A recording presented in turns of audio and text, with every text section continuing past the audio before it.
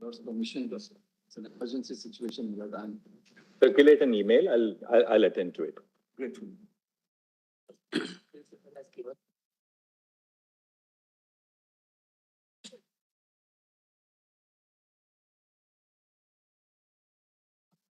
Entry submissions also.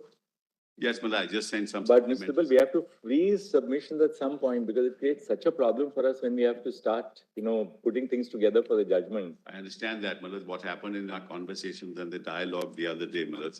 I just wanted to clarify some issues. That's why, otherwise, Malad. Even the problem has been in the last constitution bench also, I found.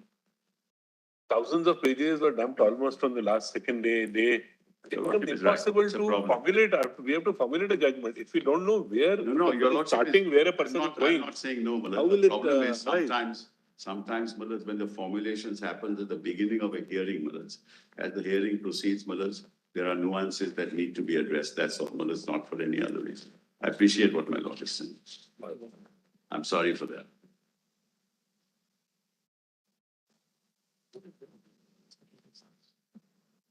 Supplementary submission.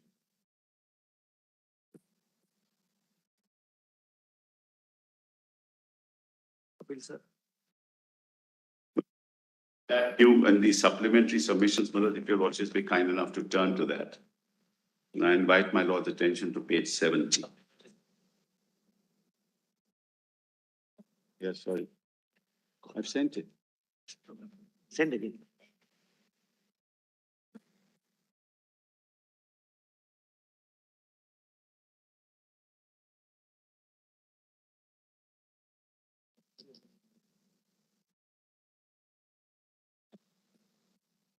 I'm sorry, Malad. Lordship has it?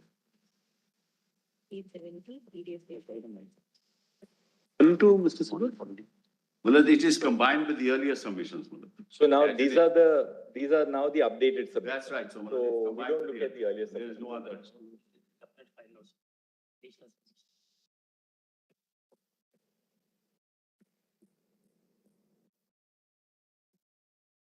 It's a running page now, Malad.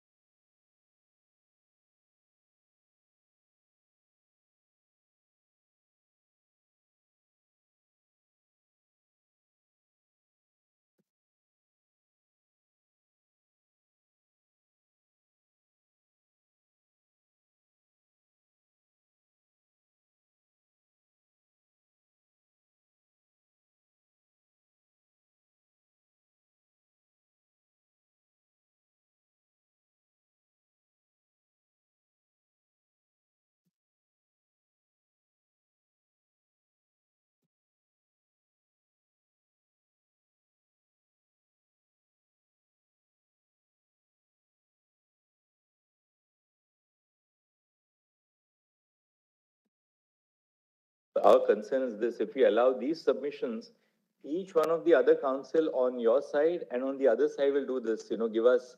So at the end of it, we will have about 15 or 16 additional submissions. And I can just tell you, we were just discussing, and this is not a secret. When it comes to writing a judgment, for instance, we are in the midst of, now seeing what to decide in the same-sex marriage equality, which was argued. with the additional submissions in rejoinder, rejoinder, when you actually sit down to open a matter for judgment, it becomes just impossible for so many, No doubt about it. Well, we had clearly put it down that we will not accept submissions beyond a particular date. It will be violation of Article 14 if we permit you to do it and not permit the others to. All right, Manoj, I'll make oral submissions on that. We have marked those submissions. See, the problem is we've also marked those submissions which we made earlier. I appreciate. Now consolidation. Let us go by that submission which was earlier. but most of them would be an elaboration of what you've argued. You can tell us orally what those nuances we can tell. We've been taking notes where we have put questions. We have come up with some answers. We've also been taking notes. Let me, Malaj, not waste your lordship's time on it. Malaj, I'm telling your lordships what has happened. Number one, Malaj, there are some speeches made in the J&K Constituent Assembly which were not part of the original. So I wanted to just cite those, Malaj. That's part of it. No, but even those, now have to be part of the documents compilation which is frozen, which so much of research by 20 lawyers, I'm sure nobody would have there. It's there, Malaj. It's there. It's in the document. But then refer to it in the document, no difficulty. Well, the record is frozen as when we began the hearing. Very well. Very well. The documents you can show us certainly no Very difficulty. well. Doesn't matter. I'll show the document. Yes. Whatever they are. Whatever documents are on the record, there's no no problem. difficulty. We'll see those. I'll show. Somebody would have filed them. Yes, we filed them, Malaj.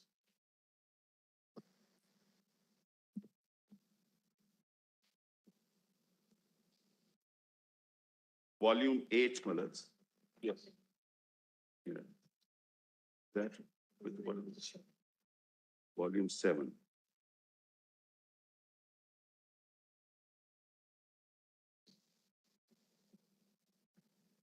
PDF page 102, volume 7. Malaj.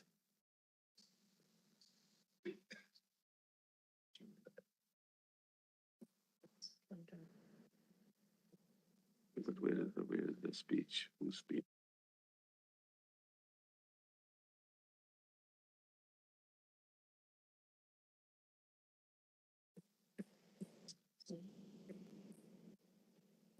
The relevant page we'll have to see, no?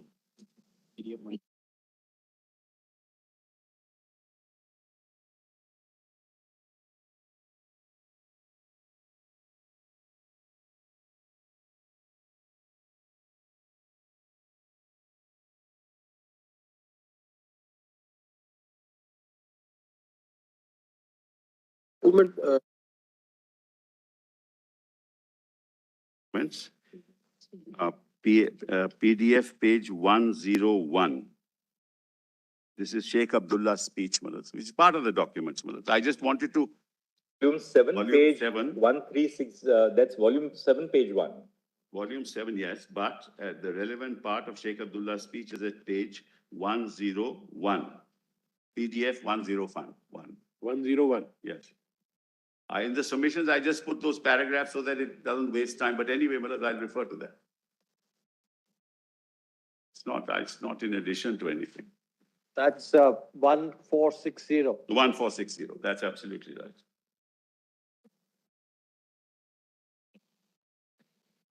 What is the date of the speech of Sheikh Abdullah? I just give that to you. This is November, in the Constituent Assembly, the J&K Constituent Assembly. Yes, 5th November 1951. I'm not editing anything new, Malaj. I just, because I didn't want your lordship's time to be wasted, so I only pointed those paragraphs. There's nothing new in these submissions. That's all. The agony of this change, Yes, the agony of this change, changeover became all the more intense as a result of the position in which the Indian states were left under the Indian Independence Act of the British Parliament. The paramountcy of British Crown, against which the princes had been leaning, it should be, lapsed, and it was made clear that it would not be transferred to either of the succeeding dominions. There were three alternative courses open to them. They could accede to either of the two dominions or remain independent. This gave the prince himself the option to decide the fate of their states. Following the announcement of Mountbatten Plan on June 3, some of the Indian states acceded to Pakistan and some to India by means of instruments of accession executed through their princes. There were also some who entered into standstill agreements with either or both pending finalization of their decision. The betrayal of the interests of the state's people had been expected following the rejections of the memorandum of the National Conference, and we in Kashmir decided to place the issue before the people themselves. This is how our well-known Quit Kashmir agitation began. The National Conference once led the people through a great struggle, and once again the ruler tried to curb it, this time with unprecedented severity. But when the whole people is one, and the move, and they move, and the move it is not possible to repress them, and they do not stop until they wrest freedom and justice for themselves from the unwilling hands of those about them. The crucial date of India and Pakistan independence therefore came when I and my colleagues were still behind prison bars. The whole subcontinent was in a state of high tension and disturbance. If at that time the head of the state of Jammu Kashmir had even the slightest sense of realism or a proper awareness of the danger lurking in the situation, he would have immediately taken the people into confidence. By associating their representatives with administration, I am sure many of the compilations that complications it should be that arose later could have been avoided. Instead of that, the Maharaja government entered into a standstill agreement with Pakistan, and this was accepted without question by that dominion. Now, the next is important. A similar arrangement was suggested to India also, but it is noteworthy that the government of India insisted that it could not consider any agreement entered into by the government of the state valid until it had approval of the people's representatives. While the leaders consistently refused to recognize the vital issue of accession without first securing the approval of his people, the Muslim League and Pakistan government supported the claims of the rulers to speak for their state. The late Mr. Jinnah took the position that after lapse of paramountcy, the princes were completely independent and that they could themselves determine what relations they should have with the two dominions. Throughout the struggles that the people of Kashmir waged against autocracy, we should never forget that the Muslim League leadership had completely dissociated itself from them, and that during the upsurge in 1946, their local party organs had assisted the administration to suppress the movement. At this crucial time, when Pakistan was under the cover of secrecy, perfecting its own plans, and the Dawn, the Muslim League official organ in Karachi, was appearing to the Maharaja to accede to Pakistan on the grounds that he would have great freedom there in India. It was at this stage, taking advantage of the isolation of the Kashmiris from the rest of the world, that Pakistan imposed an economic blockade upon us with a view to starving us to submission. Attempts were made even to excite communal hatred, to disrupt our peaceful civic life. Even in the face of such provocations, the National Conference, I'm proud to say, took an objective and democratic stand. Instead, immediately on my release from imprisonment, I clarified the issue of a mass meeting in Srinagar. The first and fundamental issue before us was the establishment of a popular government. Our objective might be summarized: freedom first, then alone could free people decide the future association through accession. I also made it clear that the National Conference would consider this issue without prejudice to political friends. So leave that around, Mullahs. Then Mullahs, kindly come to the paragraph.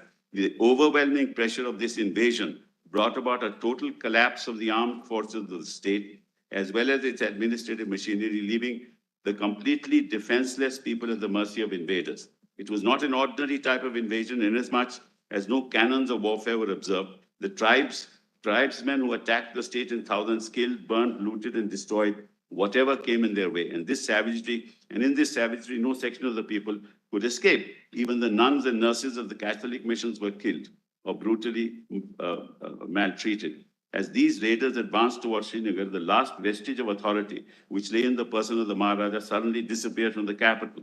This created a strange vacuum and would have certainly led the occupation of the whole state by Pakistan troops and tribesmen if at this supreme hour of crisis, the entire people of Kashmir had not risen like the solid barrier against the aggressor.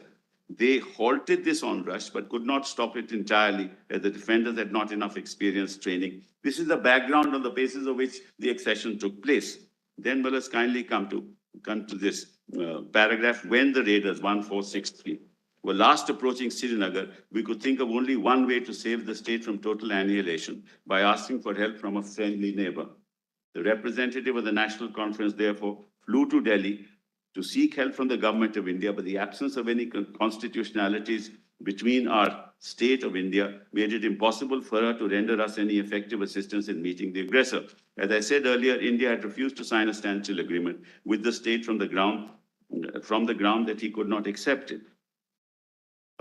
Accept such an agreement until it had the approval of the people. But now, since the people's representatives themselves sought an alliance, the government of India showed readiness to accept it. Legally, the instrument of accession had to be signed by the ruler of the state. This the Maharaja did. While accepting that accession, the government of India said that she wished that as soon as law and order has been restored in Kashmir and our soil cleared of invader, the question of the state succession should be settled by reference of the people. Actuated by sincere desire to avoid bloodshed and further conflict, the government of India approached the Security Council in 1948 with a plan against Pakistan. The request was simple. Contention of India was that Pakistan was responsible for the invasion of Kashmir and was continuing to help the raiders who had been employed as mercenaries. And it was further said that legally bound as India was to clear the Jammu and Kashmir state of raiders, might be constrained to pursue the invaders to their bases in Pakistan, which might lead to still bigger conflagration. India therefore wanted the Security Council to dispose of the case as quickly as possible in the interest of justice. That's how the question of plebiscite Miller's came before the Security Council. Then Miller's paragraph, this is the essential background which we must fully take into account. Now I shall indicate some of the considerations which should be kept in view when you, the honorable members of the August Assembly, shoulder the grave responsibility of giving our considered opinion on this issue of accession, which affects not only the present generation of our people, but generations yet to come. Let us now skip the following paragraphs and then come to Miller's, the real character. Let us kindly come to paragraph. As a realist, Miller, that paragraph. As a realist, I'm conscious that nothing is all black and is all black or all white, that there are many facts to each of the propositions before us. I shall first speak on the merits and demerits of the state succession to India. In the final analysis, as I understand it, it is the kinship of ideals which determines the strength of ties between two states. The National Congress has consistently supported the cause of the state's people's freedom. The autocratic rule of princes has been a way with and representative government have been entrusted with the administration. Steps towards democratization have been taken, and these have raised the people's standard of living, brought about much needed social reconstruction, and above all, built up their very independence of spirit. Naturally, if we accede to India, there is no danger of a revival of feudalism and autocracy. Moreover, during the last 4 years, the government of India has never tried to interfere in our internal economy. The experience has strengthened our confidence in them as a democratic state. The real character of a state is revealed in its constitution. The Indian constitution has set before us the country, the goal of secular democracy. Well, we may leave that out, and then leave the other things out. Then PDF 562.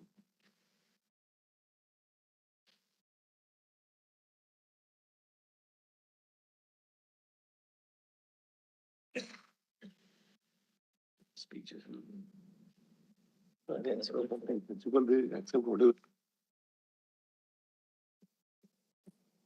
No.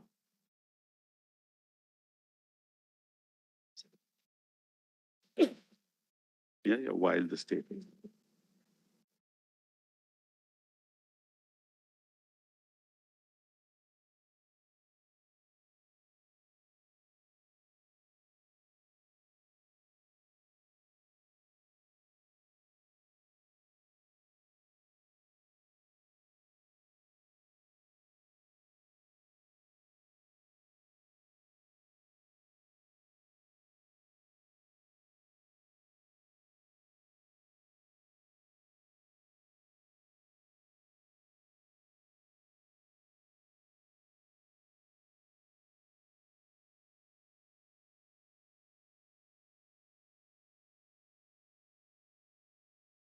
Yes. Is on 11th August 1952, soon after the Delhi Agreement in July 1952. And whereas in PDF 562 at 1921, he then explains why the provision is temporal. Here I would like to point out, my lords have that paragraph. Page 1921, PDF 562. But after that, actually, we were reading at it goes on to about 1466, where he specifically speaks about the importance of the affiliation with India and accession to India. Because he speaks in terms of, first he speaks about the Indian Constitution. That's correct. Second, it's very important from a historical perspective. Sheikh Abdullah refers to the land reforms which were taking place post the First Amendment and the other amendments which took place to the Constitution. He says Pakistan, on the other hand, is a feudal state. That's correct. And therefore, our interests would not be protected in a feudal Pakistan as compared to an India where land reforms were taking place. Then he refers to the fact that, India has, of course, the access to the seas and therefore a better, as an economic powerhouse for us to carry on trade through the auspices of India. And this really continues until PDF page 107. I didn't want to refer to it because it would take too long. Two, it's the background, but we're dealing with the temporary provision. That's why I didn't refer to it. But all that is very important. The reason is simple. Ultimately, what did J&K do? The people of J&K gave to themselves the constitution just as the people of India gave to ourselves this constitution. So central to all this is the will of the people. And therefore, you'll have to compare it to the... Very interestingly, see how Sheikh Abdullah puts it. He says the most powerful argument which can be advanced in her favor is that Pakistan is a Muslim state. Yes. And a big majority of our people being Muslim, the state must succeed to Pakistan. But then he says, this claim of being a Muslim state is, of course, only a camouflage. It is a screen to dupe the common man so that he may not see clearly that Pakistan is a feudal state in which a clique is trying by these methods to maintain itself in power. Absolutely. Chip is right. The point I'm making, Malaj, ultimately, what's the essence in this matter that your lordships are hearing? The will of the people of a state where the executive act of the Union of India, which decimates the will of the people. That's the issue before you. That's what your lordship, because all the three acts of the Union of India are executive acts. 356 deletes the proviso of Article 3. That's an executive act. Mr. Sibal, look at the foresight of the speaker. He says, these days, economic interests and a community of political ideals more appropriately influence the policies of state. Absolutely, absolutely. He had this vision in 1951 when he was speaking about the importance of economic interest, which is what the world is talking about today. Absolutely. In a globalized world. And in that situation, the ruler had no choice. Absolutely no choice.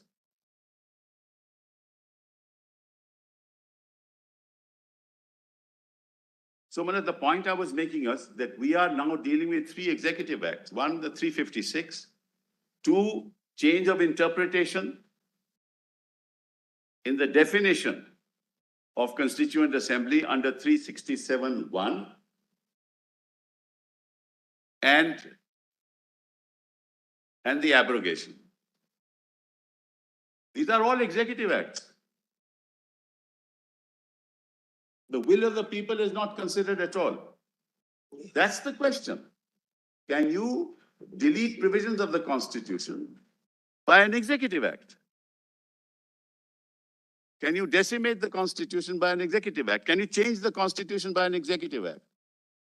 We're not talking about legislation here. We're not talking about parliamentary legislation.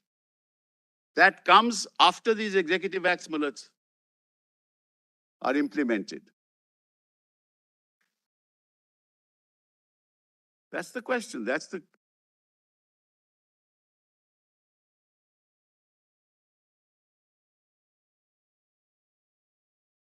You can't change the Constitution of India as applicable to Jammu and Kashmir by deleting Article 3, the proviso to Article 3. You can't do that through an executive act.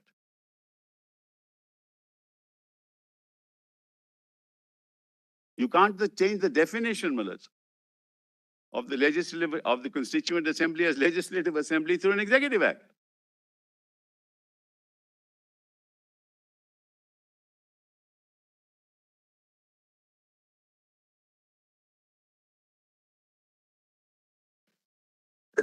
Just then I'll come straight away to the issue, Mulaj, 1921.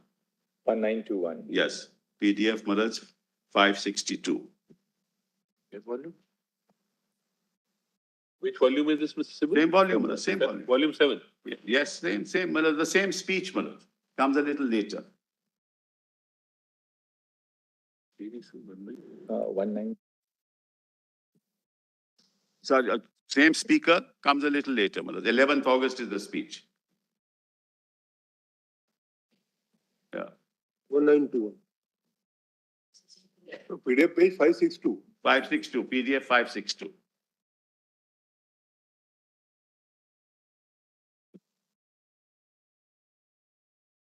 Sentence starting, Malad, paragraph starting here, I would like to point out. My lords have that? Just see some problem.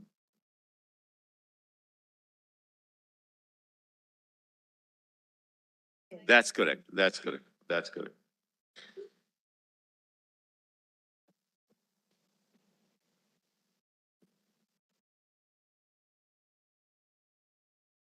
Yes.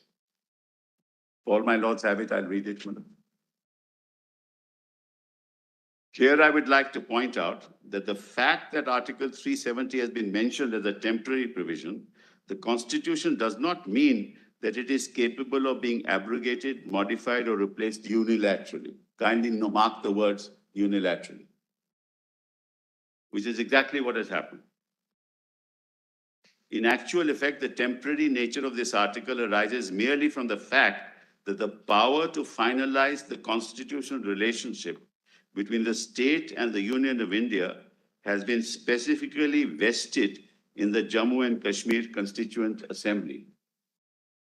That's how Mallad's parliament understood it in 370. That's how the state understood it. It follows that whatever modifications, amendments, or exceptions that may become necessary, either to Article 370 or any other article in the Constitution of India in their application to Jammu and Kashmir, are subject to decisions of this sovereign body. Since a good deal of confused thinking and uninformed criticism is indulging us in the interest of, I would like to point out here that the Constitution has confined the scope and jurisdiction of the Union powers to the terms of the instrument of accession, with the proviso that they may be extended to such other matters also as the President may by order specify with the concurrence of the Jammu and Kashmir Constituent Assembly. The special problems facing the state were thus taken into account, and under the Constitution, the relationship approximated to that subsisting under the instrument of accession. The Constitution of the Indian Union therefore clearly envisaged the convening of a Constituent Assembly for the state of Jammu and Kashmir, which would be finally competent to determine the ultimate position of the state in respect of the sphere of its accession, which would be incorporated as in the shape of permanent provisions of the Constitution. This briefly is the position which the Constitution of India has accorded to our state. I would like to make it clear that any suggestions of altering arbitrarily the basis of our relationship with India would not only constitute a breach of the spirit and letter of the Constitution, but it may invite serious consequences for a harmonious association of our state with India. The formula evolved with the agreement of the two governments remains as valid today as it was when the Constitution was framed, and reasons advanced to have this basis changed seem completely devoid of substance. In arriving at this arrangement, the main consideration before our government was to secure a position for the state which would be consistent with the requirements of maximum autonomy to the local organs of state power, which are the ultimate source of authority in the state while discharging obligations as a unit of the federation.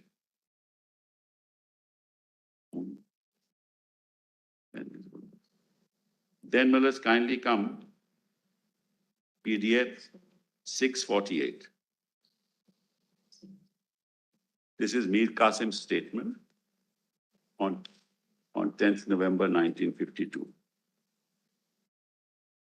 Okay.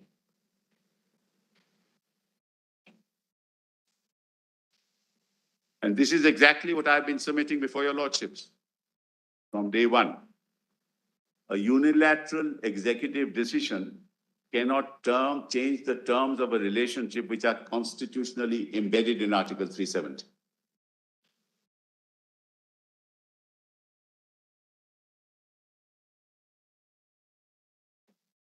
ठीक है. Whereas PDF 648, page 2007. This speech was given by Mir Qasim on 10th of November 1952.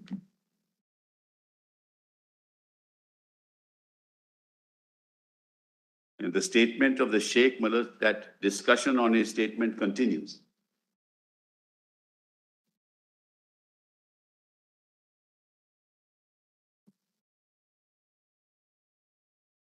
Whereas in the middle of that paragraph, starting, it is said that the accession of Kashmir with India should be, as far the statement is concerned, there can be no denying the fact that it should not be a dynamic in the sense that we give up our principles.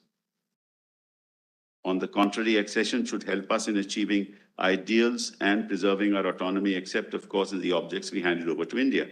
Our assembly is competent to make laws and decide the issues, if any, since we are enjoying complete autonomy.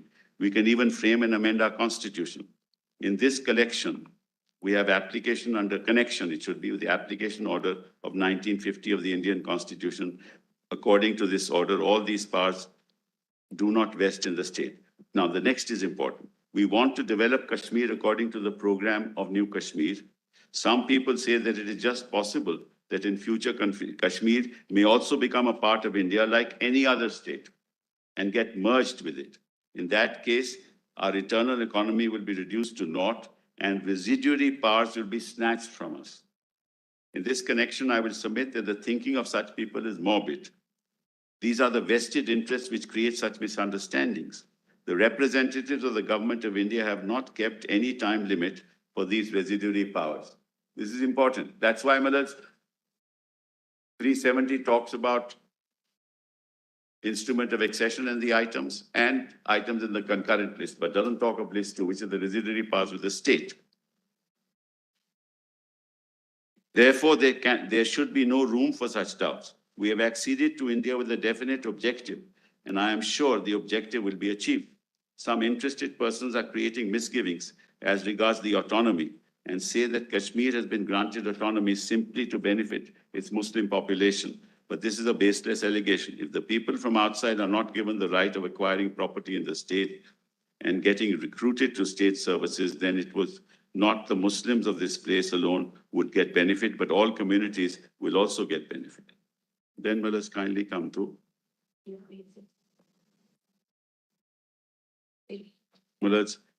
the social system which will be set up according to the program in New Kashmir will provide equal opportunities of development to all citizens of the state, be they Kashmiris, Ladakhis, or Dogras. Now let's skip the rest.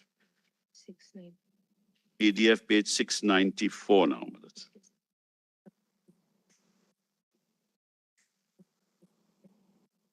Formulate, now that we've seen the speeches, we'd like to formulate the principle which the principle is, Madas, that an executive act of the Union of India cannot alter unilaterally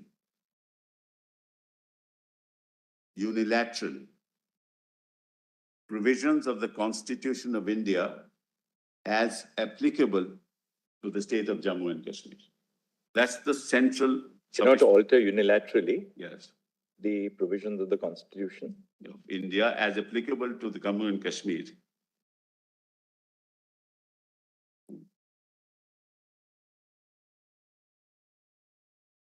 Including getting rid of the special status given, acceded to by the Union, by the Government of India, and by Parliament in enacting 370 of the Constitution. That's the submission.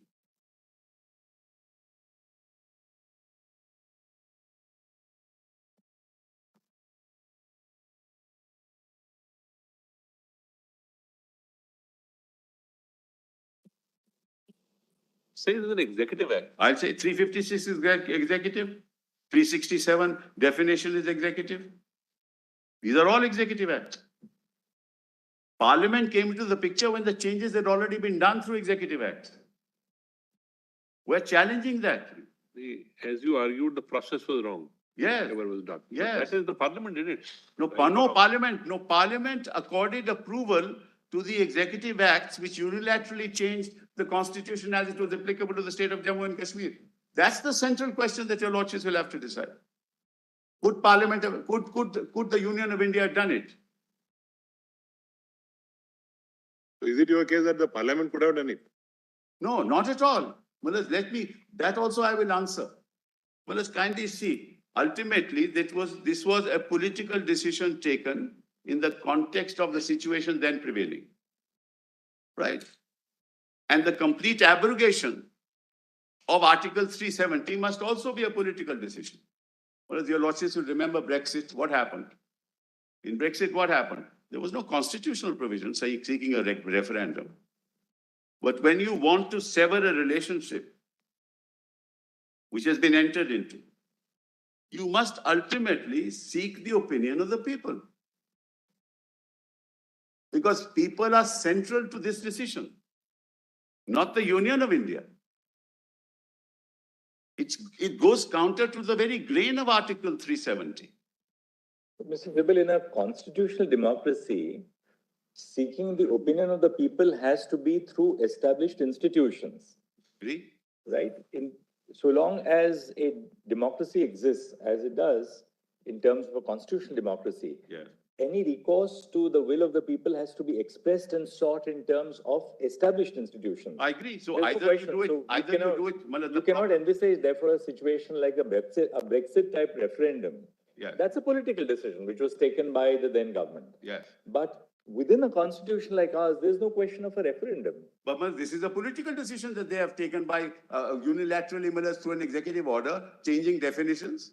This is not some constitutional decision. That's what your lordships, supposing your lordships were to say that they can change the definition, or your lordships were to say. But therefore, the ultimate question is whether the constitution does or does not interest that authority. That's correct. That's all that I'm asking, Bill. I'm not asking for anything more.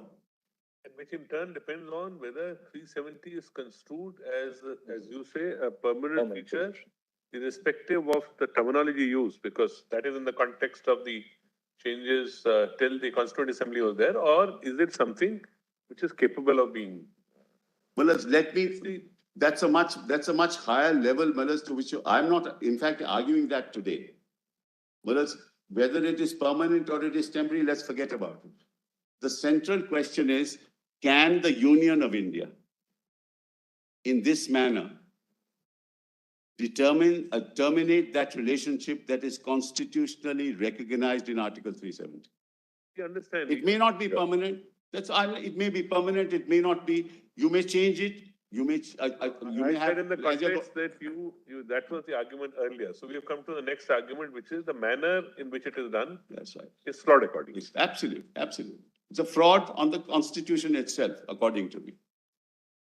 It is politically motivated. It is a political act. These executive orders are political acts. They're not constitutional acts. That's my submission.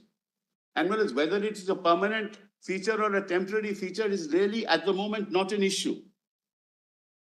The reason why it's not an issue is maybe there is a constitutional way of doing this. I'm not addressing that. Nor have they resorted to that constitutional methodology. If they resort to it, it will be tested in a court. And on the process, you said last time that, first, the Section 92 power was vested in the governor, Yes. independent of the Council of Ministers. Step 36, 2, 38. Right. Now, Step 2, right. Step 2, the Legislative Assembly is dissolved by the governor under Section 53 without aid and advice. Yes. 3, the proclamation is issued under Article 356. Yeah. You said that the object of the proclamation under 356 to eventually restore democracy. That's right. And not the decimation of democracy. Right. And then finally, we saw the amendment of Article 3 in the presidential notification. That's right. That's So also an executive act. all these 4 steps, according to you, were constitutionally flawed. There was no provision for these 4 steps because you've essentially taken away the powers of the State Assembly and exercised them under the garb of 356. That's the submission. That's right. Absolutely. I'm deeply obliged to your lordship. But I just want to read one other. Only one last thing which I wanted to ask you. You made your point on the process which was followed. They will have to answer it. On the proviso to clause 3 of 370, is there something ultimately that happened in the Constituent Assembly which sheds light on which way the Constituent Assembly was inclined to go? Yes. Because we are reading individual speeches. What happens thereafter at the end of this process Well, in the 1957? Constitution was adopted in 1957 Yes. by the legislature of Jammu and Kashmir. Between 1951 and 1957, they could have determined or terminated the essence of Article 370, abrogated it themselves and said, we don't want, there's no need for this constitution. We want to be a state, a part of India, like any other state. That is why 370 sub-article 3 referred to the decision of the Constituent Assembly. That decision could have been taken. But my lord asked me the question, well, now that there is no Constituent Assembly, how will this happen? If it were deemed to be a temporary provision. That's what my lord put to me. Right? So your argument would be really, I mean, if I can put it that way, that the proceedings in the Constituent Assembly of the state of Jammu and Kashmir would indicate a reaffirmation of the arrangement under Article 370 as a long-term arrangement. That's right. So that the three options that Sheikh Abdullah spoke about, namely either of joining Pakistan, acceding to India, or remaining independent, they gave up the first and the third option. That's correct. They decide that the ultimate decision was to stay within the dominion of India, but subject to the safeguards of 370. That's right. And therefore, according to you, 370 assumes a permanent character, irrespective of the nature of the provision which is envisaged in the Indian Constitution. And that's what Sheikh Abdullah said in his speech, that look, this relationship... That still begs one question as to whether it was enough that the Jammu and Kashmir Constituent Assembly proceeded on that basis. Could 370, which was envisaged to be a temporary provision, be converted into a permanent provision merely by the proceedings of the J&K Assembly? Or was there some further act required from the Indian Constitution, either in the form of a constitutional amendment, by virtue of which 370 would cease to have a temporary character but have a permanent character, in implementation of the wishes of the Jammu and Kashmir Constituent Assembly? Whereas Government of India never expressed a contrary opinion throughout. But didn't it have to take place through a process of amending the Indian Constitution itself? No. To convert the character of 370? All right. Well, now your lordships are again going back on the issue of temporary nature. That temporary nature is not part of the Article 370. It's not part of it. It's not a part of 370, Madam. In fact, Muzaffar Beg says we didn't even know about it.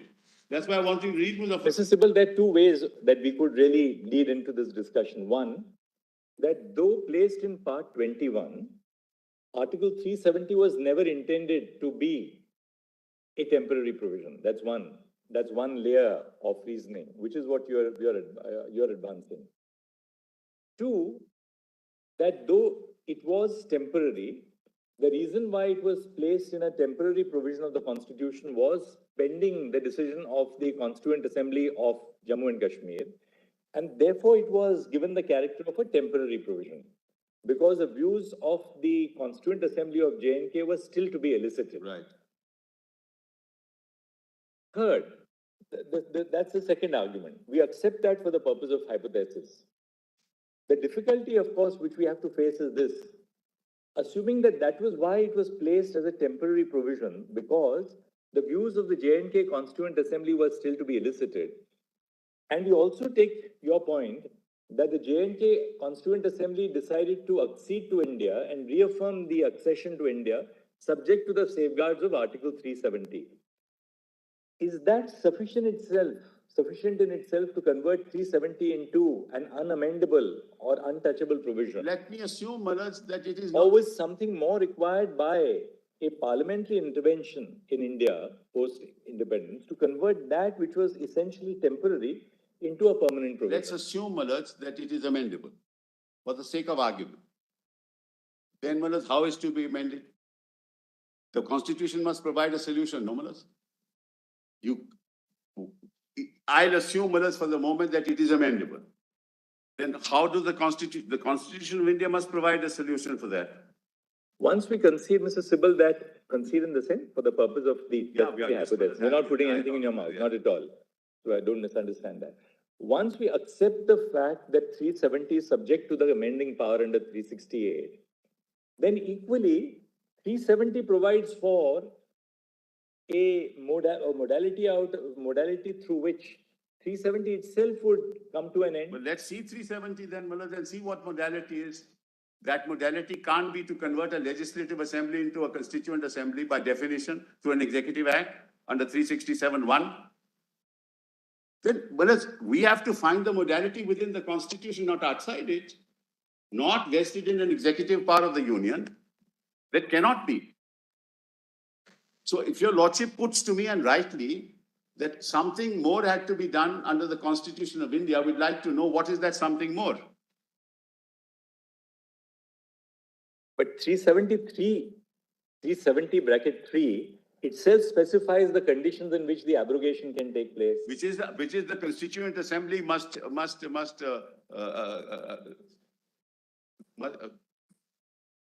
must be on the recommendation of the Constituent Assembly, so it gives the solution. That is in line with the federated nature of this provision. This is complete federation, whereas we are quasi-federal qua other states. But these are purely federal qua Jammu and Kashmir, because the residuary power vests Mullah in the state. So if you say, Mullah, that C70 sub-article 3 provides that solution, but that is provided, certainly, but upon the recommendation of the Constituent Assembly. And therefore, according to you, the power is completely lost once the J&K Constituent Assembly comes to an end. Let me even not go that far. I'll assume that there is some power available. It may be 368. Let's say, it's hypothetical. We're not concerned with it. No, Mr. Sibal, no, when you argue, then we'll have to take one. 360 is power to amend the constitution. That's certainly there. Yeah. Now, when we look at 370 clause 3, now the issue would be whether 368 power is still available to amend the constitution. But your lordship is not concerned with it in this matter. No, it is. It's very, very crucial. Because once we accept the fact that Parliament as a sovereign lawmaking body has the power to amend everything, including 368. Yeah. 370. Including 370. Yeah. Then any amendment of 370 may be subject to criticism on the ground of morality, but not power. No, but it's not an action. Maybe it's a political argument, but not a power. It's not an argument of constitutional power. This is not action under 368. Your lordships are not going to hypothetically say this is an action under 368 when 360 has not been invoked. But then likewise, the exercise of power under 370(3), can it not be then criticized? It's a question of criticizing it as a political criticism. But is it an argument of the absence of power? Where is that in 370? And the court is concerned with either the existence or the absence of power, right? Not that I should ask your lordships, where is that power in 370 that says that 368, you can do it under 368? So 368 is the power to amend the constitution. But we are not, are we concerned with that here? I'm sorry, Manoj, you require 2/3. You represent. There are independent avenues. You have the power to amend. You have the power within 370 to abrogate. But Manoj, in that independent avenue must conform to the provisions of the Constitution. Whether an independent avenue devours the provisions of the Constitution is no avenue at all. Mr. Sibal, for the timing, if we ignore the proviso to clause 3, in fact, the clause 3 itself, independent of the proviso, gives the power to the president itself to abrogate 370. No, if we forget about the sorry. proviso. I'm sorry to say that, Manoj. I'm really Just sorry. read three. There is a Just read it proviso. once again. Just read You it can't once again. exercise that power without the proviso. No, the proviso is something different. We are examining the proviso independently. But independent of the proviso. Clause 370 comes into play on the recommendation of the Constituent Assembly. Your lordship is putting it the other way around. It comes on the recommendation of the Constituent Assembly that the president will exercise power, not the other way around. That's why I said you can't even initiate a bill. Your lordship will remember that. You can't even initiate a bill. Forget about anything else. Another problem is that then we would be redrafting the substantive part of clause 3 to postulate that the power under the substantive provision of clause 3 can be exercised so long as the Constituent Assembly of J&K is in existence. In which case, will the proviso not swallow up the main provision? But that's what it says, that unless that recommendation is there, you can't exercise your power. President can't exercise power under 370, sub-article 3. It says so. Well, you'll have to interpret it on its plain terms, Malat, and the lordships have said it not once but several times over. And it's a provision which, in essence, is a provision of federalism. It's the heart of federalism, is this, Malat.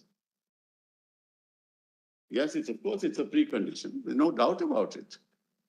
I mean, whatever sophistry may happen, can't happen in this way, Malat.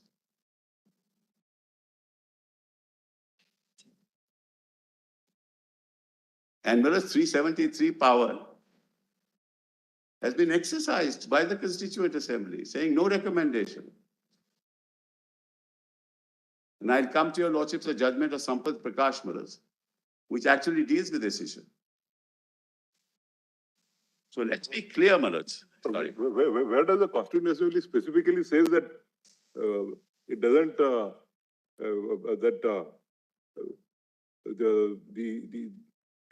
sub-article 3 will not apply to the. It only says that it only exercises the three choices. First, as to whether it should accede to the Pakistan, or to India, or to remain independent. Out of three, it decides that it will accede to India. But where does it specifically say that it recommends that sub-article not be available?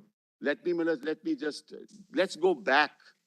Let's go back, Maharaj, to 1950, 26th of January. Right? There was no Constituent Assembly. In fact, there was no decision. Originally, it was a National Assembly. There was no decision to convert it through adult suffrage into a Constituent Assembly. So Parliament, forget about the government, Parliament incorporated in 370 the provision for a Constituent Assembly. I asked myself this question, why? Why did Parliament do that? There was no Constituent Assembly in place. There was only a National Assembly. This must have happened in collaboration with Jammu and Kashmir. Must have happened, Maharaj. That's why the term Constituent Assembly was included in 370 sub-article 3. Now, when they said in the proviso that it's on the recommendation, there was no Constituent Assembly. So it had to be a temporary provision. It couldn't be a permanent provision. And the preamble of the Constituent Assembly says to further define the relationship between Jammu and Kashmir and India. So it was temporary because there was nothing in place. It was not temporary because this provision had to go. No.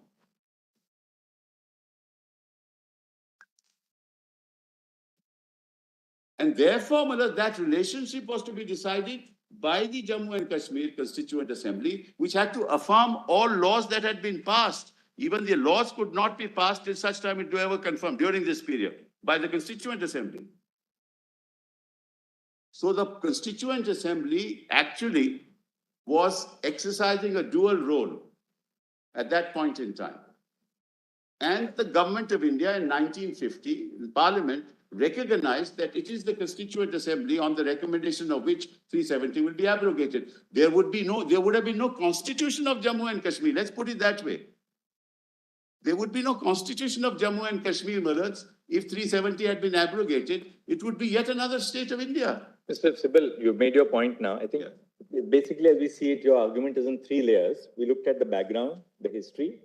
We look at 370 in the background, the constitutional history, the other history which we saw pre-independence. We interpret 370 therefore in the context of that history, and then we've gone to the modalities which were followed for abrogation, which you have said is unconstitutional. Now, after having explored this terrain, let's which is go the on next, to the others. how do we now progress? Come back to the list of dates, Maharaj. Right. Maharaj, with your 2 minutes I'll take. There is a speech by M.A. Beg, Afzal Beg.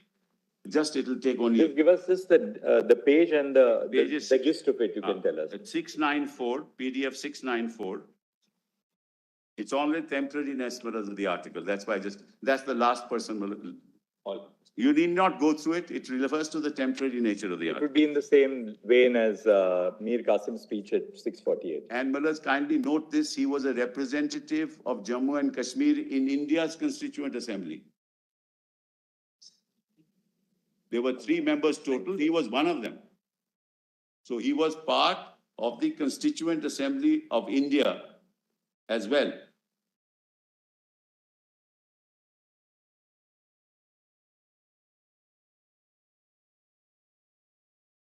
I said that a good deal of criticism was leveled in both houses of Parliament of India and in the outside press in regard to the intention of 370, that it is a temporary article and the special position of Kashmir ipso facto is of temporary nature. This raised doubts and suspicions not only in the minds of the people of the state, but also in the minds of our colleagues sitting in this house about our relationship with India and Kashmir had peculiar position in 1947. It has now. That peculiar position is a permanent character of the state. It would be unfair to say that this position is a temporary nature. Statements have been made that in due course of time, 370 will cease to exist and Kashmir is bound to become a Part B state. Expressions like these have in fact given rise to amendments proposed by honorable members to the statements of the Leader of the House. Some of these amendments are critical and some are unfriendly. And then he goes on to say that we did not even know that there was a note, a marginal note in this regard. This has just come up suddenly. We didn't know that there was a margin. Nobody told us that there'd be a marginal note. So anyway, that's all that he says. I just wanted to invite my Lord's attention. So in my supplementary submissions, only I have set out these passages, nothing more than that. And so last try, so long as it is not completed, Article 370 will remain there. And when it reaches completion, we shall give to Paul what Paul's and what gives to Peter what Peter's. This is the center. That is, center will have the exceeded subject and the rest will remain here. 370 will have to be accordingly altered. It would not mean that Kashmir state will cease to have its special position. Amending 370 may be necessary at the time when we finalize our constitution. But even then, legally, constitution as it cannot in any way rob Kashmir of its special privileges and position given to it by common agreement. 370 is therefore temporary till we complete our constitution. That's the spirit with which it was incorporated in the Constitution of India. This is the point, Madam. Anyway, Madam, so that's what I've done with this. Now kindly come back to the list of dates. The list of dates are in. Yes, we were at serial 71 in written submissions, compilation volume 2, PDF 53. Volume. It begins with serial number 72. Yes, serial number 72.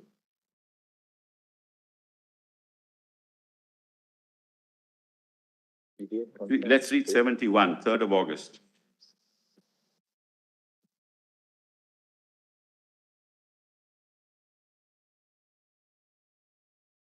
Yes. The governor of the state of Jammu and Kashmir, my lord. PDF, Mr. Subul, PDF? PDF, my lord, 53, page 53 also. Yes. I'm sorry. Justice Call, my lord has it. Yes, that's why I said serial number 72, 5th August. 71, my lord, I just want to read 71 also. 71. The governor of the state of Jammu and Kashmir gave a press statement on the night of 3rd of August that he was not aware of any proposal to amend 370 or Article 35A, and that all security arrangements and reinforcements of the state were being made pursuant to intelligence inputs forecasting a major terror incident. On the 5th of August at 11 a.m., on August 5, the president issued the impugned order titled the Constitution Application to Jammu and Kashmir Order 2019. This is CO 272. But let's therefore mark, it's an executive act. The said order issued under Article 371 with the purported concurrence of the government of the state of Jammu and Kashmir inserted Article 367(4) of the Constitution of India. So that's what CO 20272 did. In particular, the newly inserted Article 367(4)(c) stated that references in the Constitution to the government of the state of Jammu and Kashmir would be construed as including references to the governor of Jammu and Kashmir. Further, 367(4)(d) amended subclause 3 of Article 370 by replacing the expression Constituent Assembly of the State with the Legislative Assembly of the State. Executive Act. Now, let's come and look at that. It's in volume 3, PDF page 101. That's right. Volume 3 of what? 3 Documents. of documents. Document. Yes, Page 101. 101. Running page 494. Okay. Now kindly note, Malat, at this point in time, 356 was in operation. Volume, Mr. Sibul, volume? Volume 3, documents, volume 3, PDF page Compilation, documents. 101. Note, Malat, at this time, 356 was in operation. This is 5th August 2019 notification. That's right.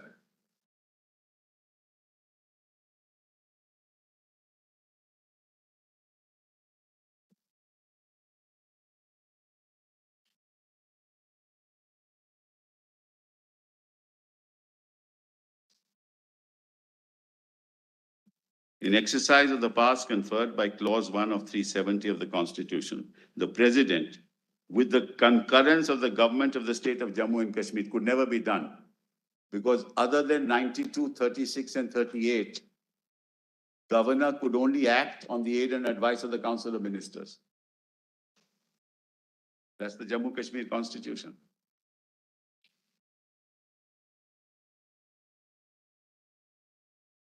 The governor could not represent the state.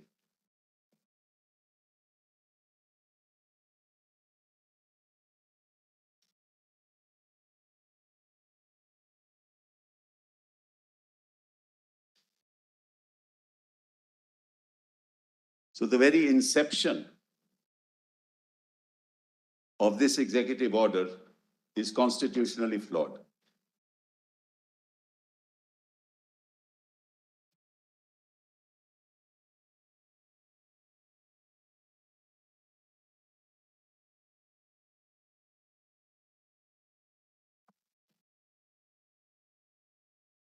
In exercise of the powers conferred by Clause 1 of 370, the President, with the concurrence of the government of the state of Jammu and Kashmir, is placed to make the following order. This order may be called the Constitution Application to Jammu and Kashmir Order of 2019.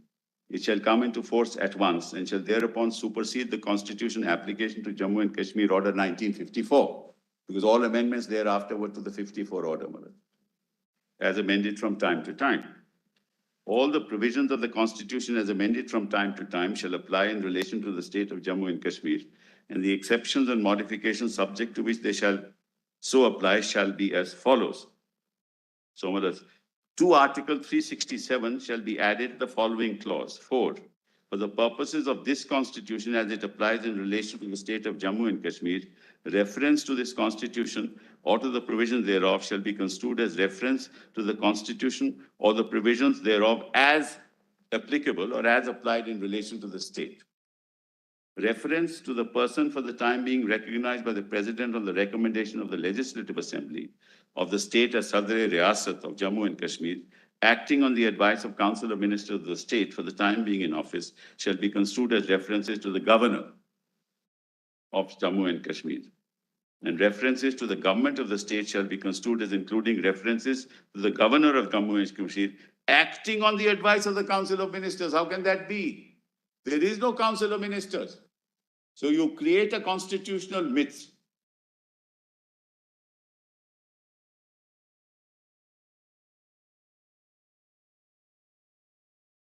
And assume in the absence of Council of Ministers that there is a Council of Ministers.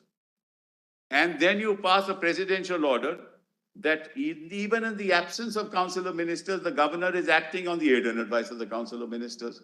What kind of exercise of executive power there is this? This is a mockery. Which is why I've been saying it's only a political act. It's not a constitutional act. You wanted to do something, you did it.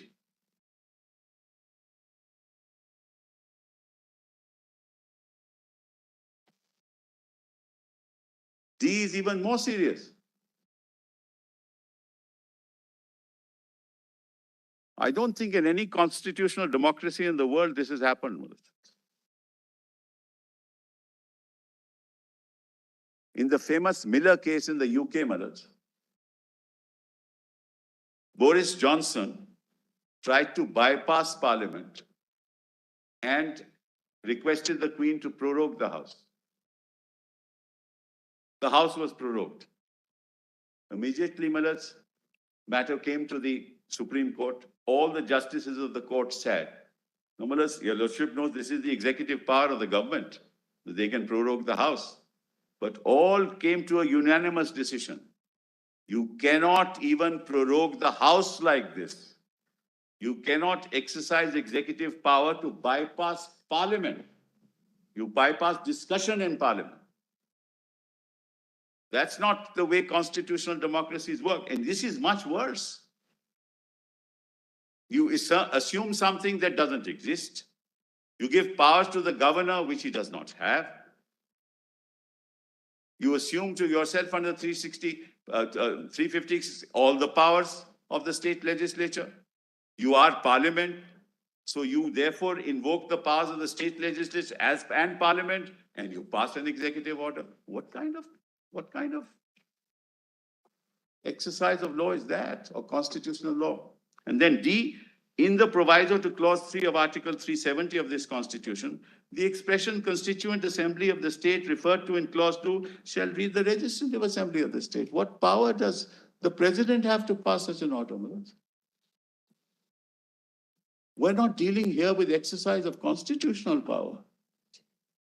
We're dealing with exercise of executive power.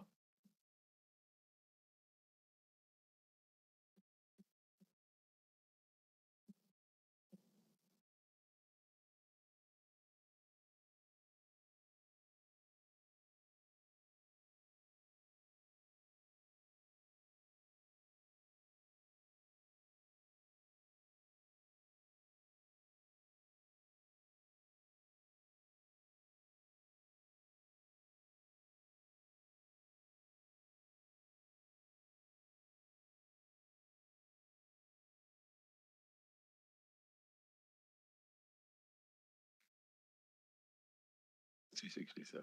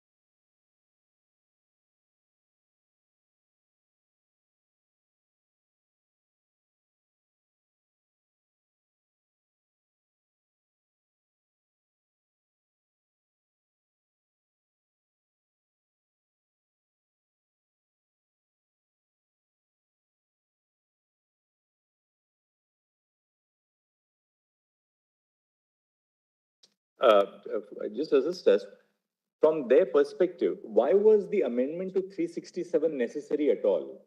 Why was this crucial? I mean, we are seeing now the modalities which they have put into place. For their constitutional design of ultimately abrogating 370, why was this amendment to 367 necessary? Because, brothers, they themselves gave the power of the Legislative Assembly, which they were exercising in 356 as the Constituent Assembly, and recommended. They were ad item with my interpretation. Yes. They were ad item with my interpretation. Right. That you needed the recommendation of the Constituent Assembly. So They how do you reach there? They constituted the Legislative Assembly as the Constituent Assembly. That's, and Manoj, what they do is they don't interpret it. They say in Proviso 3 of 370, the expression Constituent Assembly of the state referred to in clause 3 shall read as Legislative Assembly. So they have amended Article 370 of the Constitution. Shall read as. 367 amendment was not required because you're exercising power under clause 1 to say article. No, it was required because you needed the recommendation of the Constituent Assembly. No, that's something separate. But in 367, introducing clause 4, in terms of the notification dated 5th August 2019. You required it because, Manoj, they changed the definition of Constituent Assembly in 370 as Legislative Assembly. This is why they could exercise power under 356. Please appreciate. But suppose for a moment that they had not gone through this exercise of amending 367, all right, or introducing 367-4. And suppose we are operating purely within the fold of 356. Yes. All right, your challenge to the 356 notification is a different issue. Yes. You're now just testing it as an exercise of power under 356. Once a proclamation takes place under 356, two consequences follow. One, the president assumes to herself all the powers of the state, the executive powers of the state vest in the president. Two, except the legislature, the powers of the state legislature. Two, the powers of the state legislature are then subsumed in parliament. The government of India does not in its executive capacity exercise the powers of the state legislature. Parliament has to exercise the powers. So once the proclamation under 356 was issued, two consequences would follow. All the powers which were vested in the executive of Jammu and Kashmir were transferred to the president. Right. All the powers of the state legislature were vested in parliament. Right. Now, if that was so, then if 370(3) is capable of the interpretation, just as a hypothesis, that it's a power to be exercised by the president to abrogate.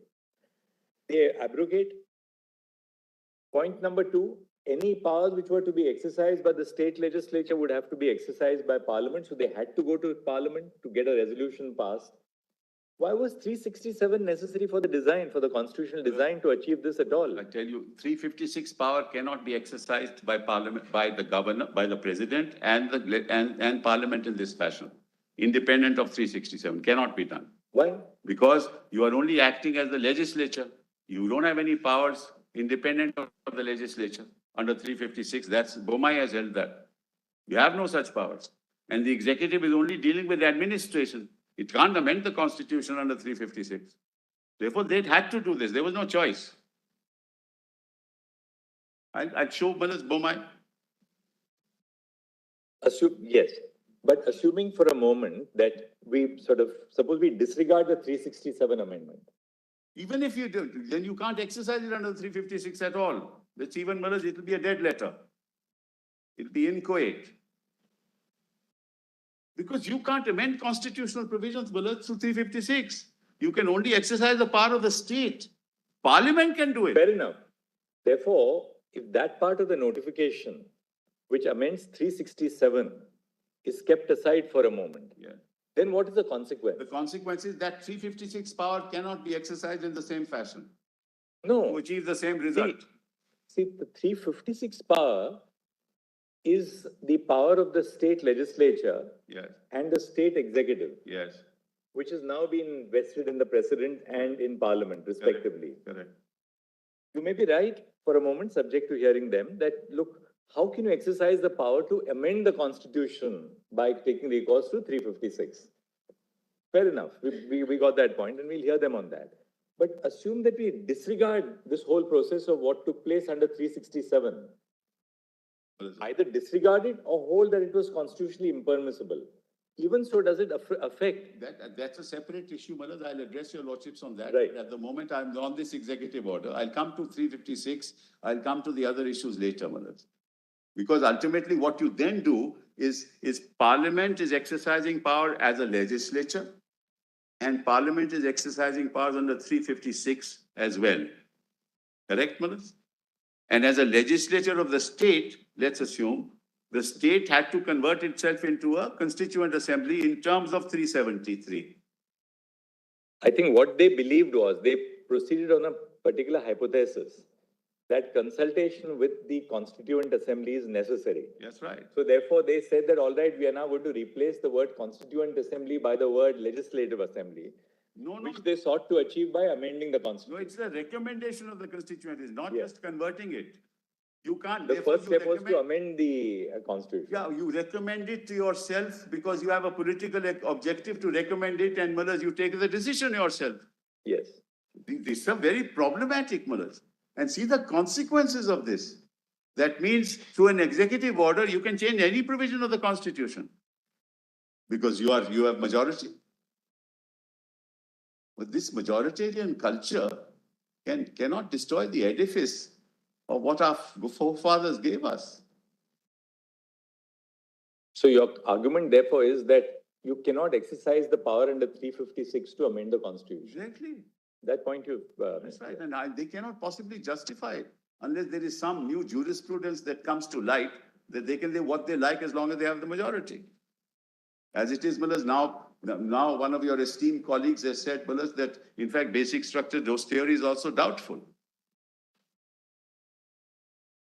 Maybe it is.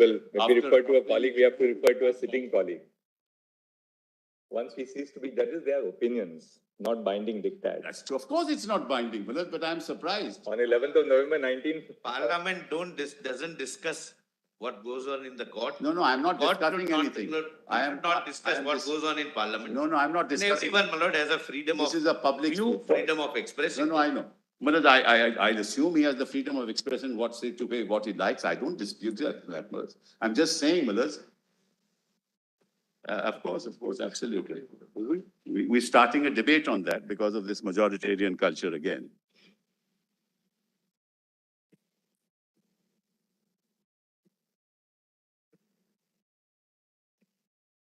I said that 356 was already in place.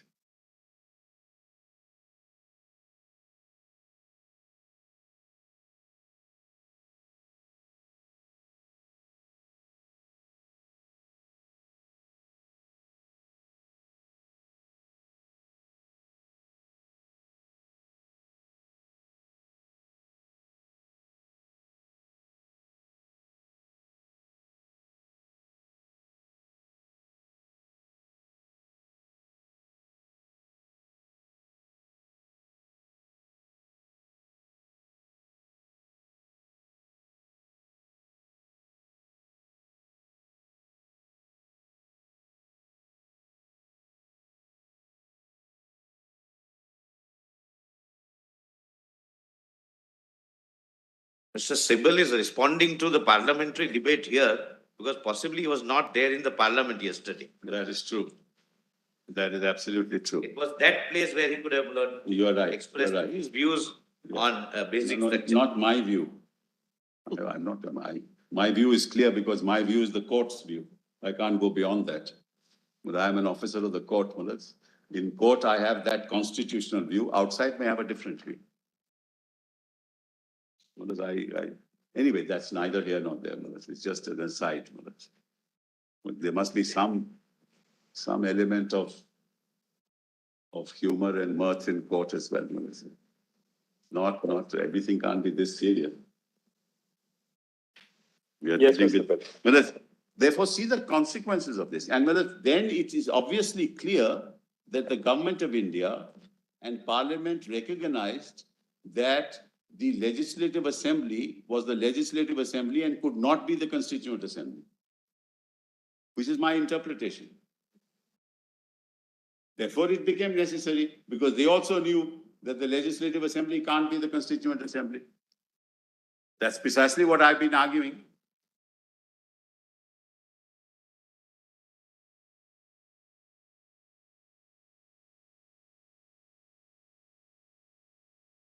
And it says shall read. This is an interpretation clause. Please appreciate 367 is an interpretation clause. It's not a clause to substitute definitions. If you look at 367, the heading is interpretation.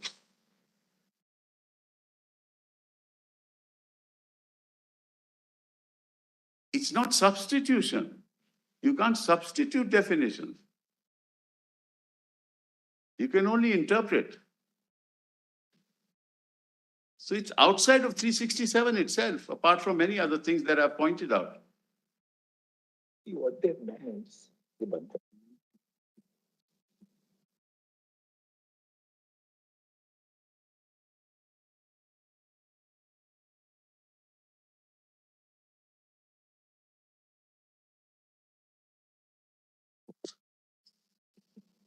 Very mature. Yes.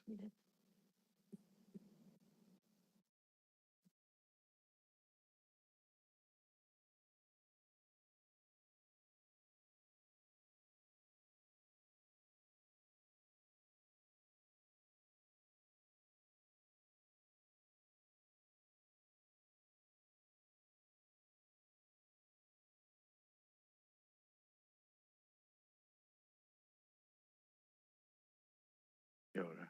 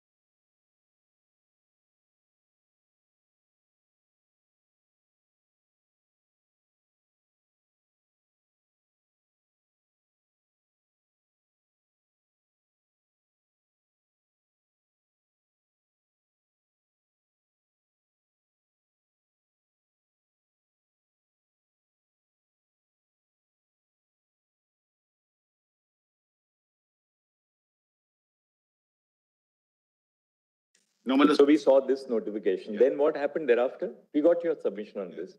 Malad, I just wanted to, Malad, mention this. Your Lordship at one stage said the Legislative Assembly could be the Constituent Assembly. No, no, no.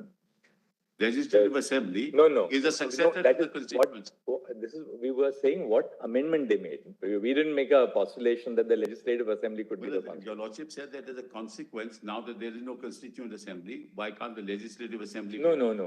Anyway, I was mistaken. I'm sorry. That can never be a. That's good. Anyway, Malad, let's move on, Malad. Let's move on. Now, Malad, I want to show your Lordship the original 367. Yes. Original 367. That's in volume 1, PDF page 194 minutes.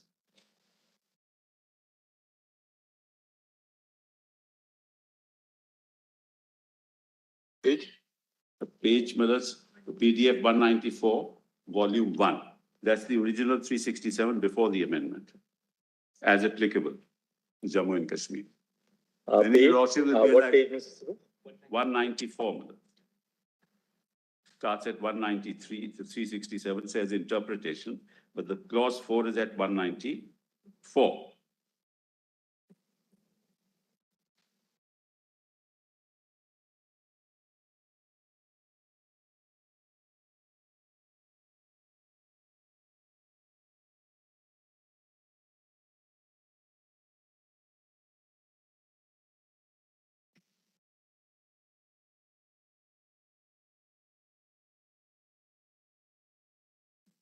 Yes. If I may read, for the purposes of this constitution, my Lord Justice Call has it? Yes. For the purposes of this constitution, as it applies in relation to the state of Jammu and Kashmir, reference to this constitution or to the provisions thereof shall be construed as reference to the constitution or the provisions thereof as applied in relation to the said state. No problem. Then references to the person for the time being recognized by the President on the recommendation of the Legislative Assembly of the state as the Sadr Riyasat of Jammu and Kashmir, acting on the advice of the Council of Ministers of the state for the time being in office, shall be construed as references to the Governor of Jammu and Kashmir. And then, Malad's references B, reference to the government of the said state shall be construed as including references to the Governor of Jammu and Kashmir, acting on the advice of the Council of Ministers. So mark that. That was changed.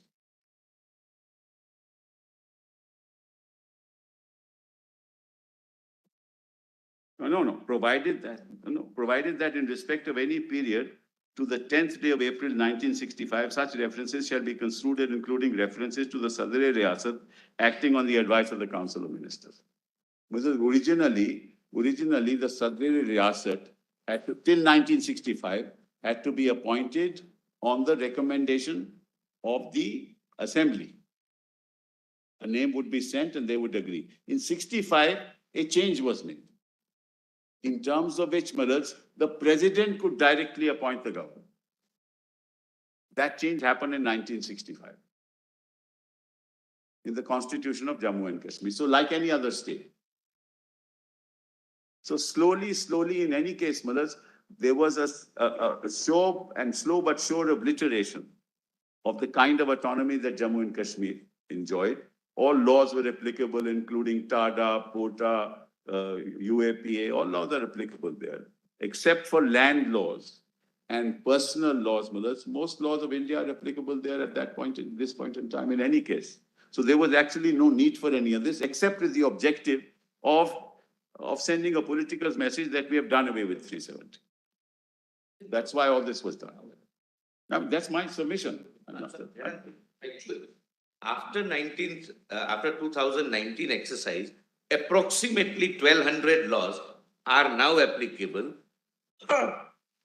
All beneficial legislations which are available to other citizens now are available to Jammu and Kashmir also.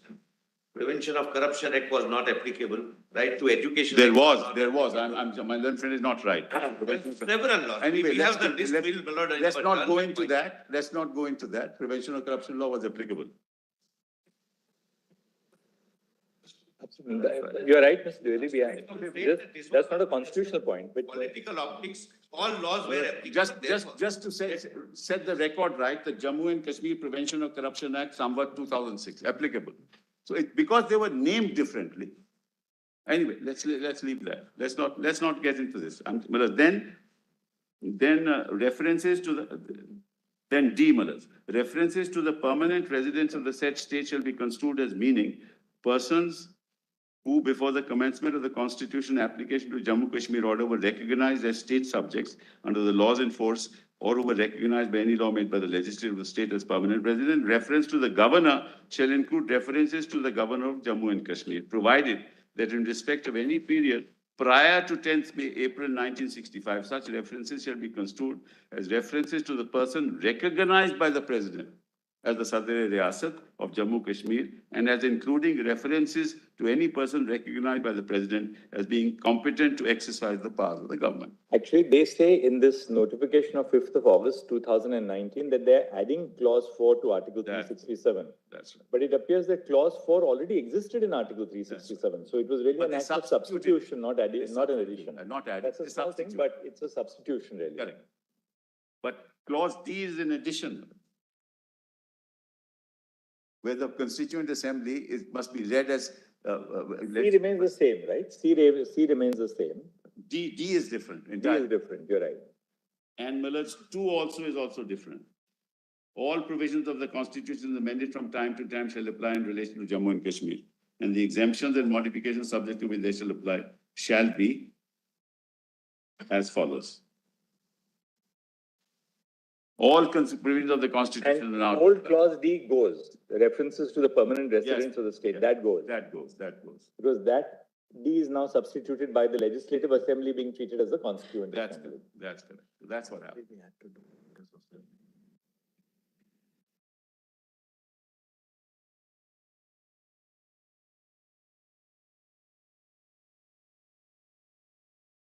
go back to this.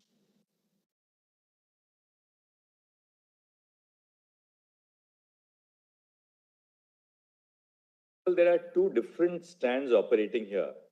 One stand arises out of the exercise of the power under 356. Correct. Under 356, you have no power to amend the constitution.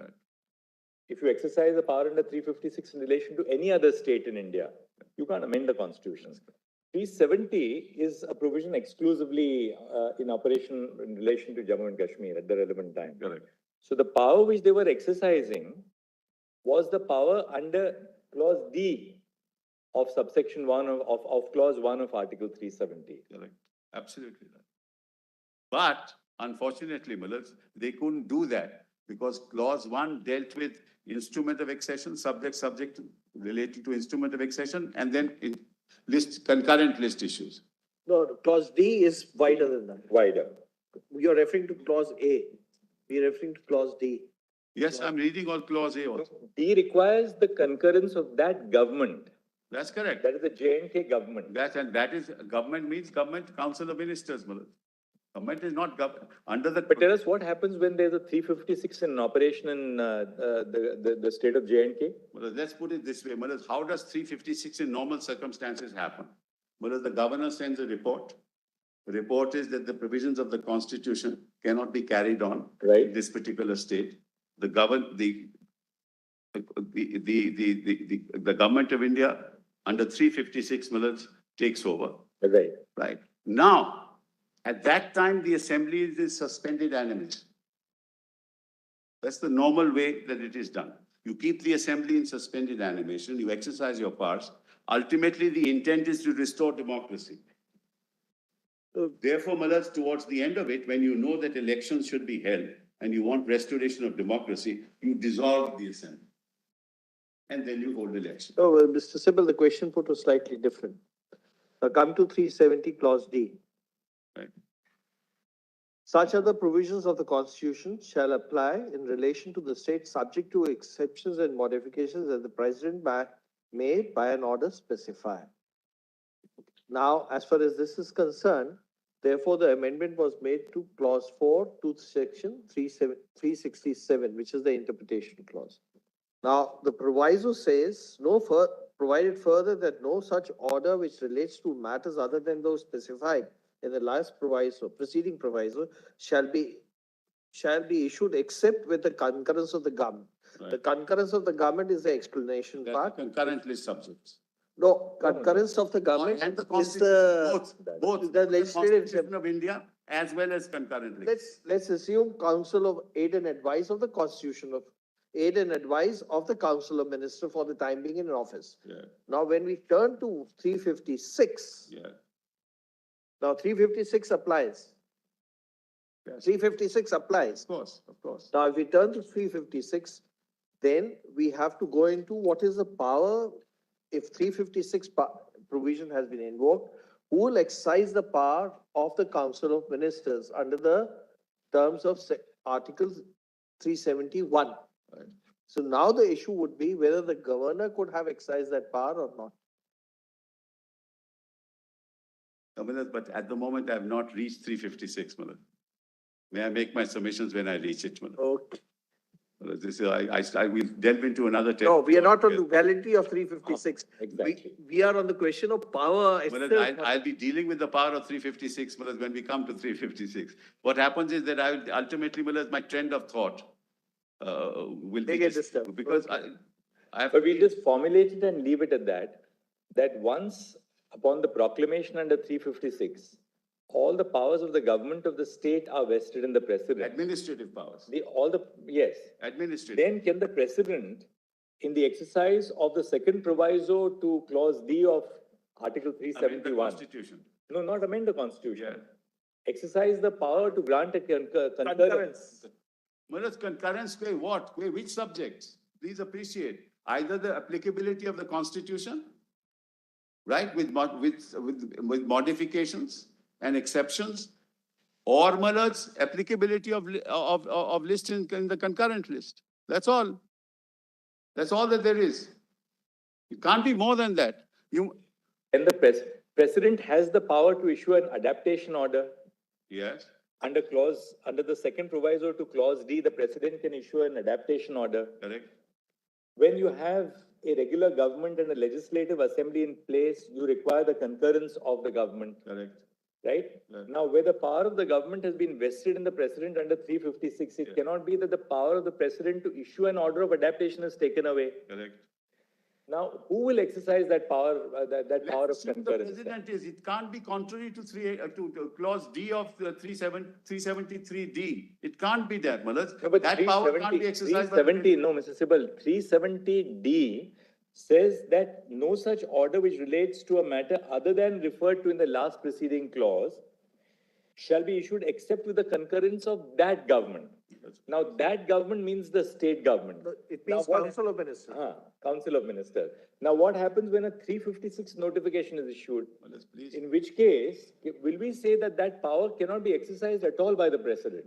I'm going to, I'll answer that then. Malad, kindly read Malad C and D, such of the other provisions of the Constitution. That is excluding Article 1 and 370. Well, under D, the president has the power to issue adaptations of the constitution, which are all these orders that we are now seeing. The other provisions of the Constitution, it says, D says that, Malad. Right. Much of the other, excluding 1 and excluding 370. This is an amendment of 370 itself. How can the president exercise that power under D? No, we are now looking at the exercise of the power to substitute 367. Yes, but that effectively is the amendment to the Constitution. The, To 370. Mr. Sibal, the president has the power to amend the constitution or create exceptions by taking recourse to the power under clause D, the second proviso. The president has an unquestioned power to do it. Yes. When there is a government in existence, it is conditioned by the requirement of concurrence. Now, what happens when the government has been superseded under 356? I'm just using superseded in a loose expression. If the government has ceased to exist by the exercise of the power under 356, The entirety of the power of the government is now vested in the But president. even the government cannot change Article 1, 370, whereas Jammu and Kashmir Legislative Assembly can't. You're right, absolutely. Therefore, The executive can't go beyond that. you're right. Therefore, the government also has no power to amend 370 by itself. No, can't change the scheme of 370. Forget about amendment. But 370 itself postulates that it can be abrogated, and These 370 say that it can postulate to efface Article 3, then I have no answer. No, Then I have no answer. Mr. Sibal, the question was slightly different. The question is slightly different. Now, under clause D to section 371, Yes. the president by an order can make modifications to the provisions of the constitution as they apply to that state. Well, please, I'm sorry to interrupt your lordship, but read the first part. Such of the other provisions of this Correct, I'm coming to So the that. modifications can only be. We have understood that, just for the time being, just leave that argument apart. Because one way to interpret clause C to section 3, article 371 is that it is only saying 1 and 370 will certainly apply to the state of Jammu and Kashmir. D refers to such other provisions of the constitution shall apply in relation to the state, subject to such exceptions and modifications as the president may by an order specify. For the time being, we're referring to 367, because the power under 367, there was 367(4), which was applicable even at the time of, in 2019. There was clause 4 of article 367, which was certainly applicable at the time, even in 2019. Yes. Now, if, in order to make modification to that clause, during, when 356 is invoked, what will be the procedure? But that's an interpretation clause. That's not a clause to amend the constitution. I mean, I don't understand, Malad. I mean, obviously, I've gone something wrong in my understanding of the plain reading of the section, Malad. Obviously, I'm completely wrong, but with greatest respect, Malad, that's an interpretation clause. Interpretation clause cannot be amended. No, by interpretation clause, you can't amend 370. That's the power, with great respect, Malad. You can't substitute the legislative assembly, constitute a legislative assembly. What has that got to do with interpretation? What you can't do directly, you can't do indirectly, Maharaj. And where does the president get that power when it says such of the other provisions of the constitution shall apply in relation to the state subject to such extent? That means other provisions of the constitution, you can have exceptions and modifications, not exception and modification by 370. So I will not amend 370, but I will amend 367 to amend 370. Well, with the greatest respect.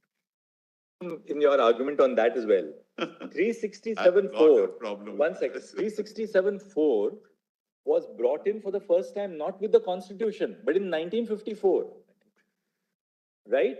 So when 367(4) is brought in, if your argument is right, then the original insertion of 367(4) is also invalid. No. That was interpretation. But this is Damru. That's a case directly on point where your lordships have said governor was always known to be the governor. Sadr-e Riyasat was only the name. The argument was Sadr-e Riyasat prior to 1965 had to be elected. Right. But that straight away had to be elected. But in fact, now the governor was directly appointed by the president. Right? He didn't have to be elected. So merely because there's a change of nomenclature, but if you change the substance of 370, considerations would be entirely different. That's a submission. That's held by your lordship. So let's not. There was no fundamental alteration there. Here there's a fundamental alteration. What you can't do directly, your lordships are now saying that let's look at 367. It's hard to find an alleyway to reach a logical conclusion. One can try very hard. But as I get lost when I go to my own let's put it very simply. Lost in alleyways. Let's put it very simply. When Article 356 is in operation, how will you effectuate clause 4 to Article 370 clause 1, according to you? I will, Malaz. Please let me reach that stage. I've tried to answer all your questions so far, Malaz. I'll answer that also.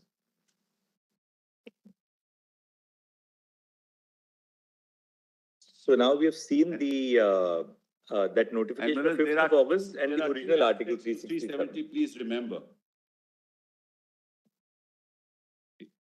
It says notwithstanding anything in this constitution at the beginning, and then it says notwithstanding anything in the foregoing provisions.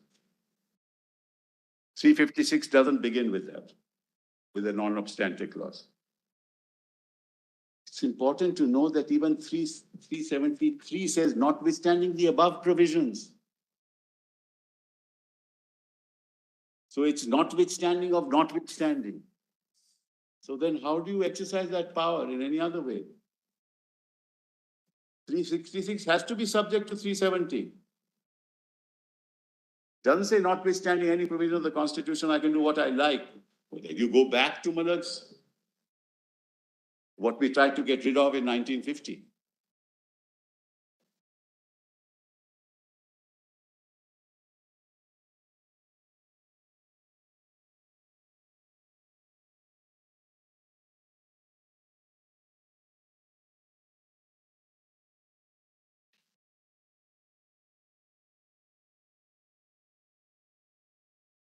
Now say yes.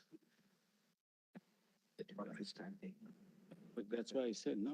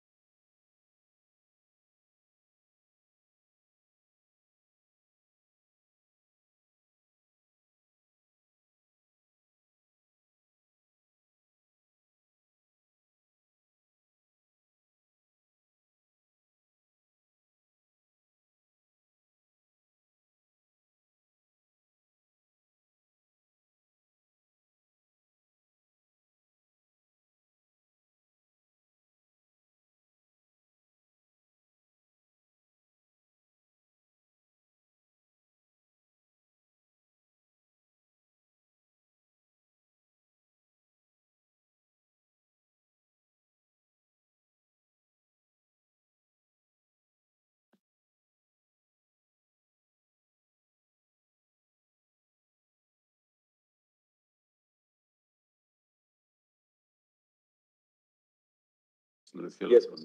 This is now volume 2 of written submissions and PDF page 53.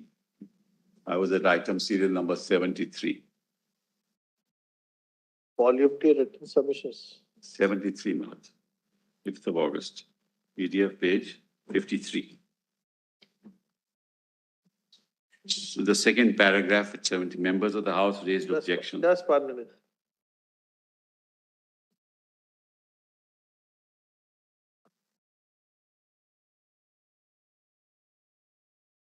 PDF, Mr. Sidhu? 53, Malak, 53.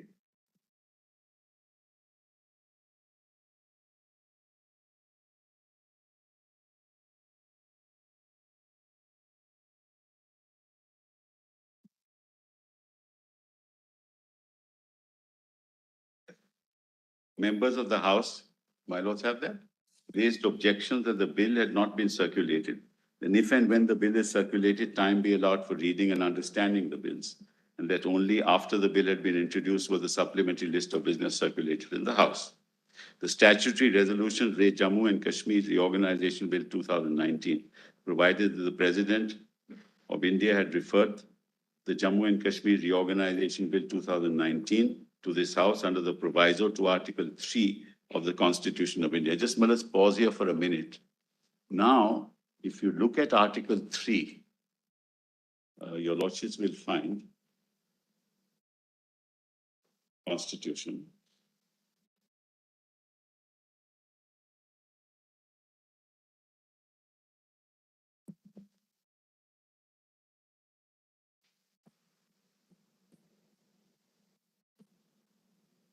as Constitution of India as applicable to the state of Jammu and Kashmir.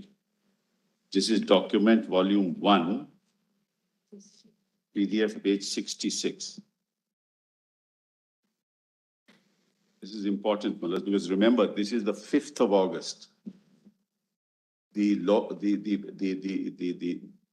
bill is passed on the 6th of August, but introduced on the 5th of August. So if you go to the Article 3 of the Constitution as applicable, you will find that the second proviso says,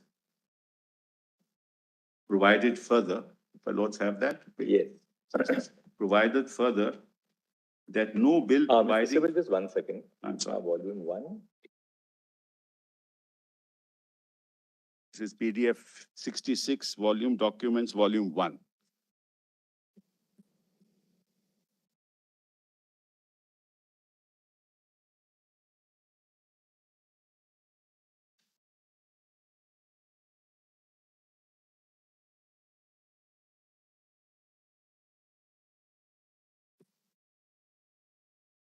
Yes, Mr. It says that provided further that no bill providing for increasing or diminishing the area of the state of Jammu and Kashmir or altering the name or boundary of that state shall be introduced in Parliament without the consent of the legislature of that state.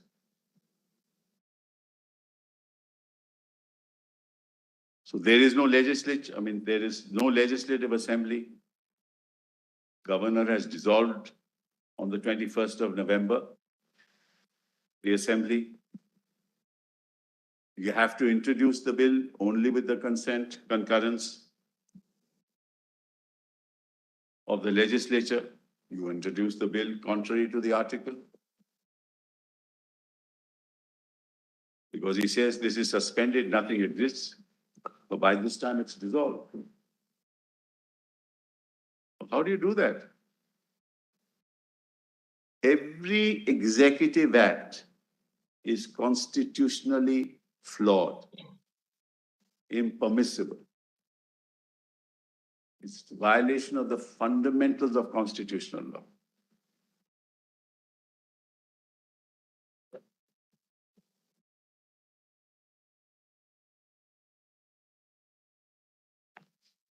Yes. First proviso says that provided that no bill for the purpose shall be introduced in either House of Parliament except on the recommendation of the President, and unless where the proposal contained in the bill affects the area boundaries, name and states, the bill has been referred by the President to the legislature for expressing its views thereon. So the first proviso dealt with in other states like Telangana when they were created. It had to go to the legislature for expression of views. Government of India may not, Parliament may not agree with those views. Of course, the power of Parliament given by the Constitution itself. So they introduced a bill without the legislative consent.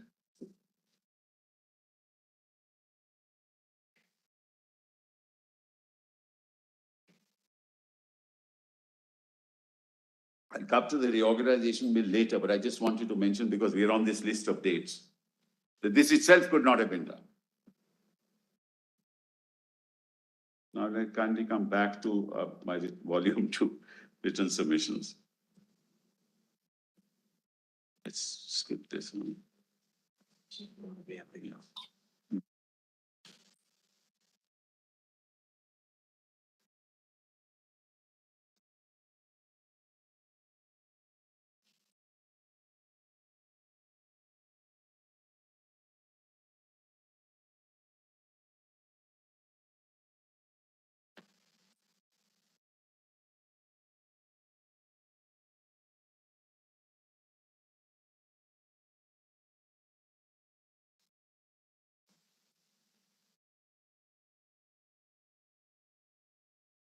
It was not the legislature. Governor's consent was taken. Had to be, Malas. Not that we know, but yeah, it was not. That's right. That's right. No, I'm sorry, Malas.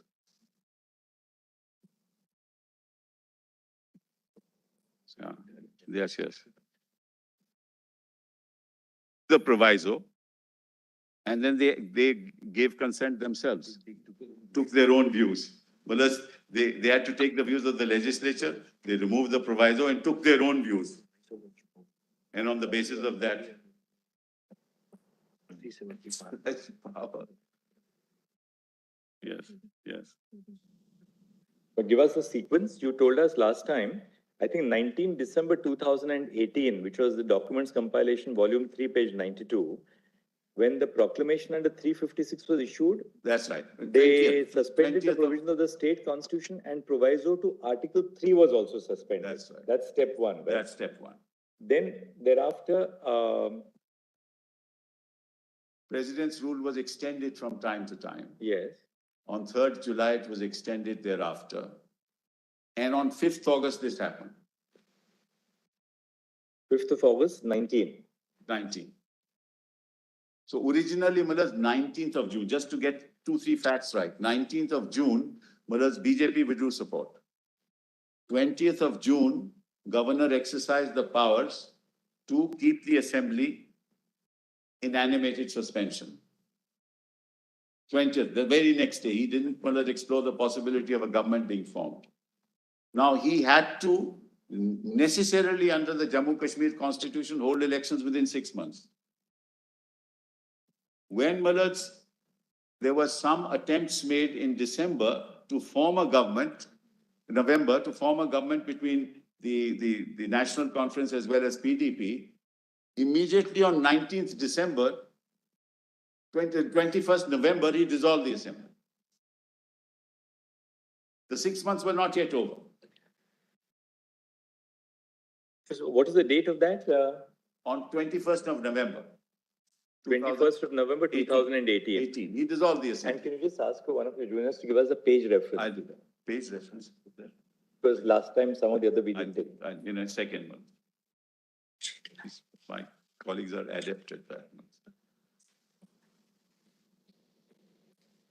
Volume 3, PDF page 89.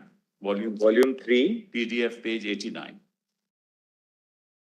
November 21st, 2018, order. Here is what he says is, by virtue of powers vested upon me in terms of proclamation so-and-so 20th June 2018, issued under subsection 1 of 92, and in exercise of powers conferred upon me by clause B of subsection 2 of 53 of the Constitution, I hereby dissolve the Assembly. Then comes 19 December 18, proclamation under 356. That's right. And the president suspends the proviso to Article 3. Correct. That's the next step. Page 92. PDF page 92. Yes, document compilation 3, we got that. Then it's extended till 3rd of July. That's at page 95. PDF page 95.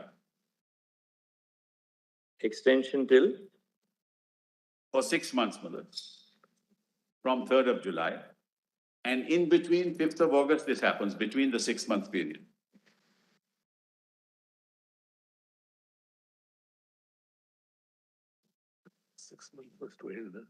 Yes. 5th of August, he introduces it, Mother. First on 5th of August is the amendment order, Mother. Yes, we saw the amendment order. And then Mother, he introduces this. Now, I'm going to not deal with the reorganization bill at the moment, Mother. We come therefore skip the date and come to CO Order 273, serial number 77. Now, we have seen CO Order 272, which I showed to your lordships, which is under challenge. That's the executive power as exercised by them, which substitutes, Mother, 367. That is CO 272. Now it's the CO 273. You are back to we are in the List of dates, Yes. volume 2, written submissions, written compilation, and serial 77. I've skipped the ones in between. Okay.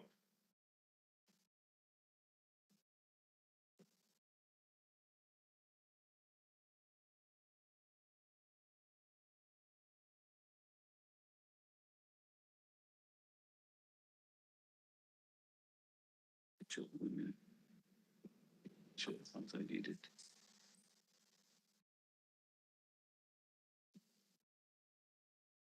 All my lords have it, Manoj? Yes. The president issued CO 273, which is also impugned, it's also an executive order in exercise of power under 370 sub-article 3 of the Constitution as amended by by CO 272. Declared that Article 370 would cease to apply with effect from 6th of August 2019. So again, through an executive order, they passed an order saying this particular article will cease to apply. These are not legislative acts.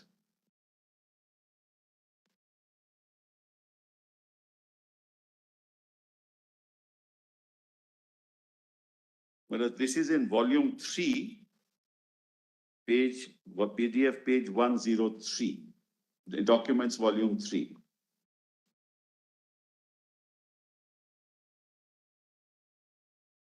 What? Yeah, declaration. It's a declaration, not an order. Declaration under Article 3. Under Article 370 of Article 3.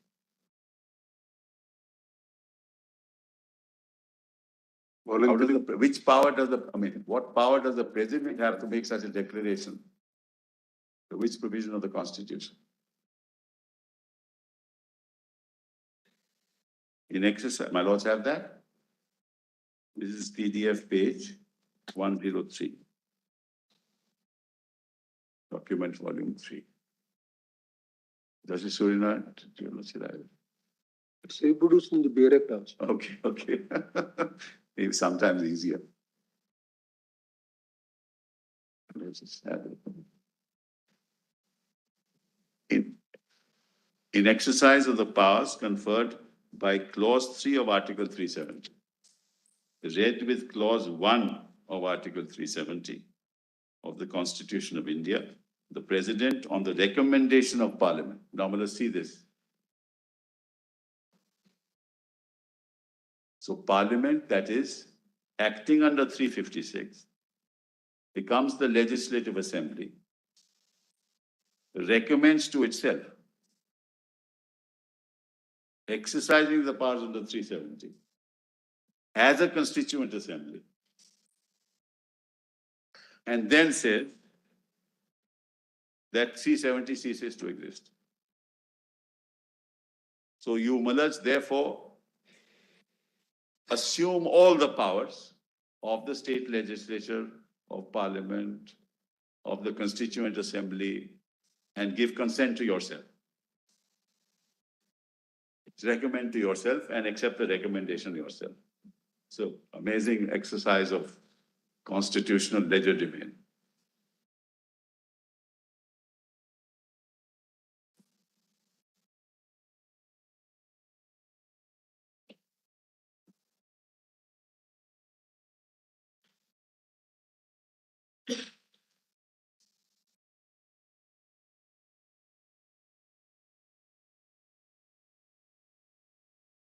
Therefore, he says, Miller, that all clauses of the said Article 370 shall cease to be operative except the following, which shall read as under, namely, all provisions of this Constitution as amended from time to time without any modifications or exceptions shall apply to the state of Jammu and Kashmir, notwithstanding anything contrary contained in Article 152 or 308 or any other article of this Constitution or any other provision of the Constitution of Jammu and Kashmir or any law, document, judgment, ordinance, order, bylaw, rule, regulation, notification, custom or usage having the force of law in the territory of India or any other instrument, treaty or agreement as envisaged under Article 363 or otherwise.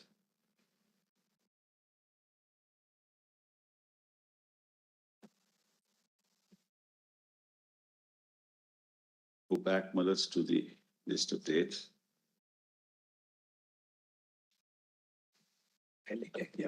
They accepted the J. So now we have time. It's 12:56. 6. So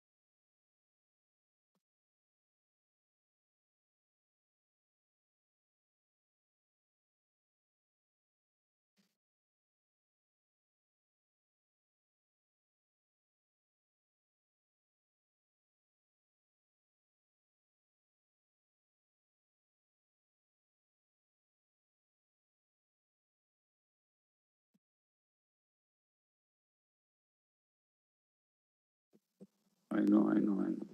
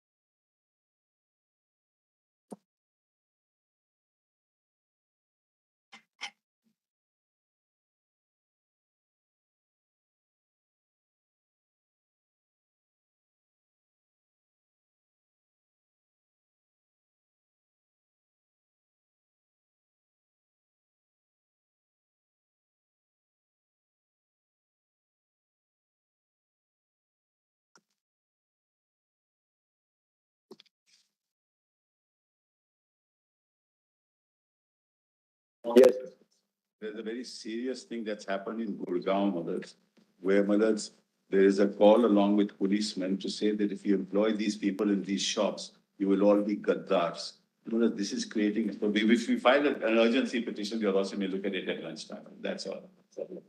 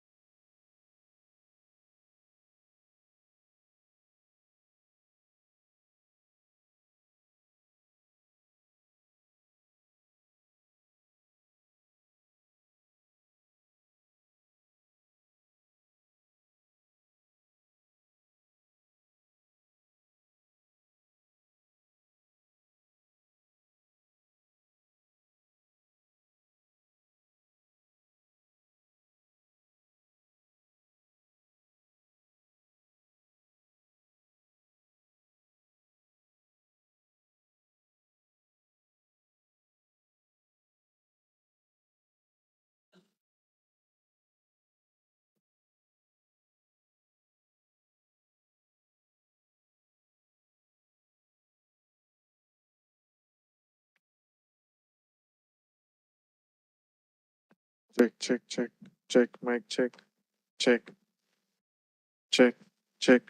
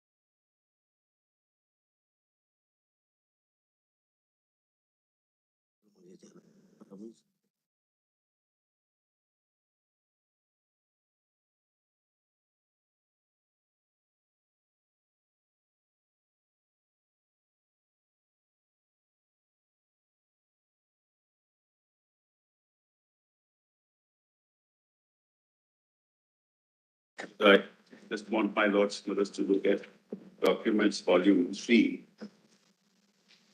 PDF page 104.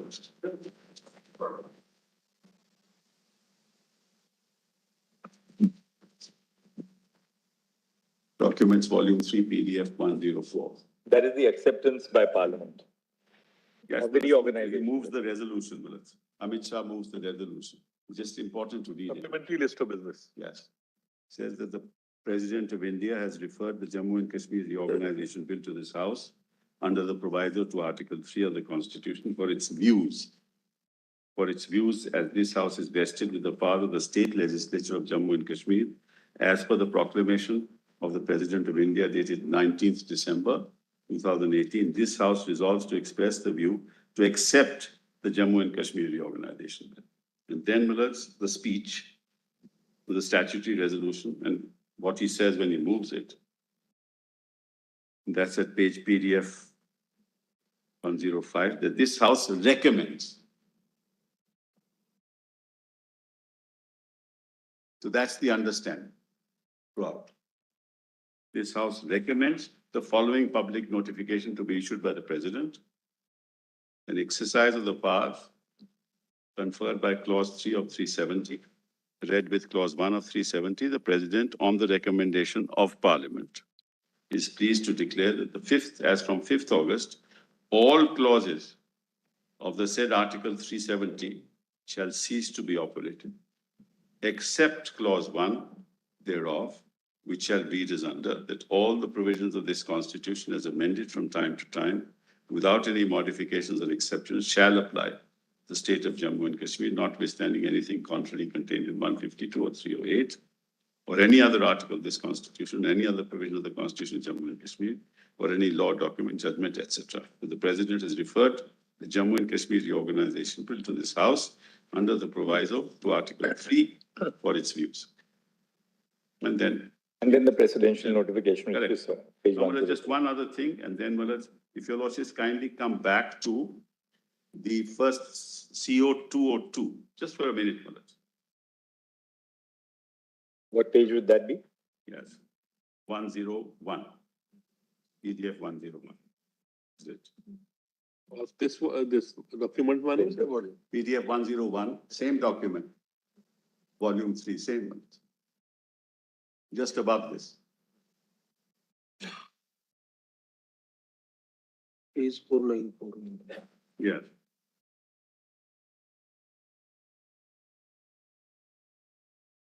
So it's not just the substitution of definitions. It's much more than that. I just wanted to point that out.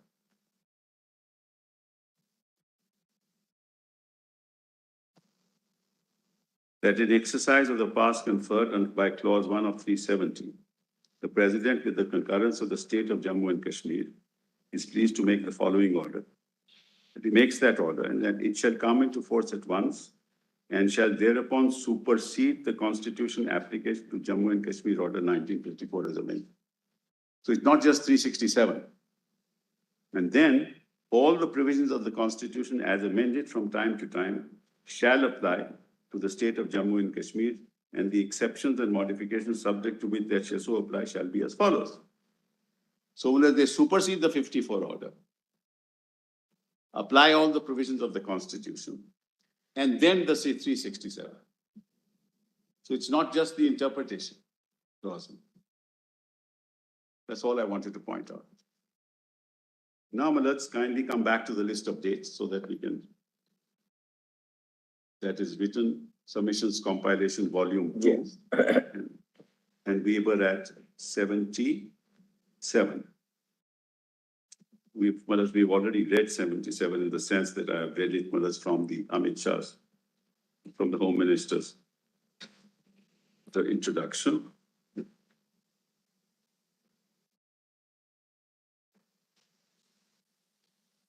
And then, Milad, 78 is 9th of August, 2019, in exercise of the powers under Section 2A of the Jammu Kashmir Reorganization Act.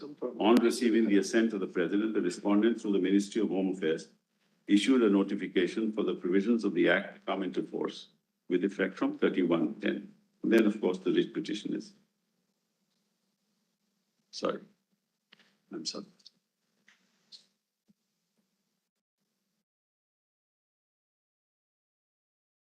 And then the petition and then. And then, Milad, 31st of October, pursuant to the notification SO 2A. The bifurcation into Ladakh and. So that's what happened. So that's all, Milad, the facts are concerned.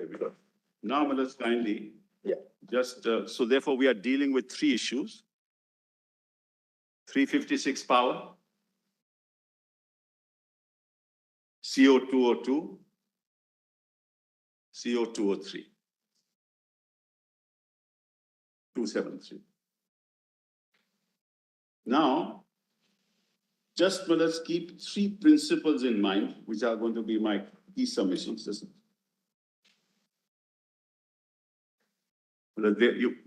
It's my submission to your lordships that when interpreting all these executive orders and the Constitution, three principles must be kept in mind.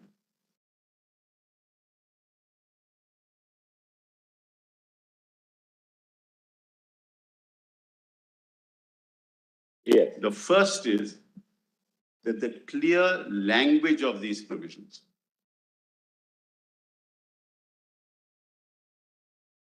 in its structural and historical context. The clear language of these provisions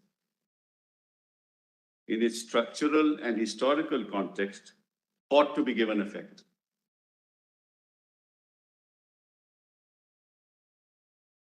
And it is our contention that the language of the provisions is clear, unambiguous, and on its own terms must be given effect. You can't find ambiguity where none exists. So that's the first principle.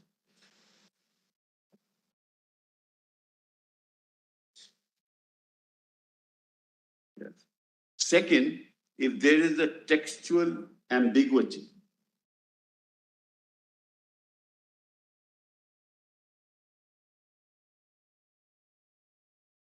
the court should not be adrift in a sea of pragmatism.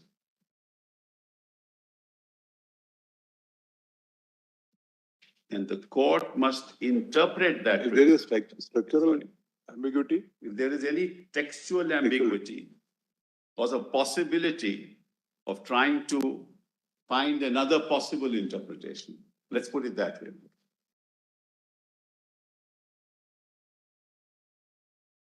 The court should not be adrift in a sea of pragmatism. And Malad, the interpretation that is more consistent with our constitutional values. An interpretation that is more consistent with our constitutional values, namely representative democracy and federalism. Representative democracy, federalism, and constitutional morality should be preferred. Could you repeat that again, Mr. Simon? Well, that if the Second part. If there is a textual ambiguity or a possible alternative interpretation by stretching your mind a bit, then we must interpret those provisions. We're not adrift in a sea of pragmatism. We must interpret those provisions consistent with constitutional values, federalism, representative democracy, and constitutional morality. that's the second. That's the second. The third? That will ensure the smooth and harmonious functioning, working In fact, that's the third one. of the Constitution. Written submissions, Jagger. So I'm just putting it, And the third is that any power vested by or under the Constitution is in essence, a limited power. There is no unlimited power, Malad, vested in any institution under the provisions of the Constitution. It's a limited power.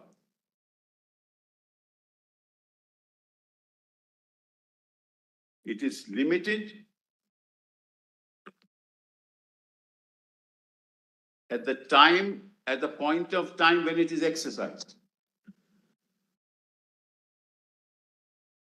It is limited at the point in time when it is exercised.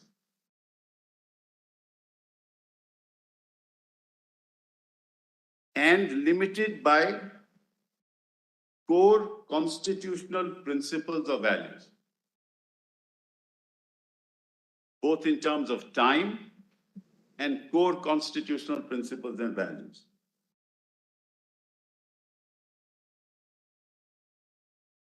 Since no power is absolute.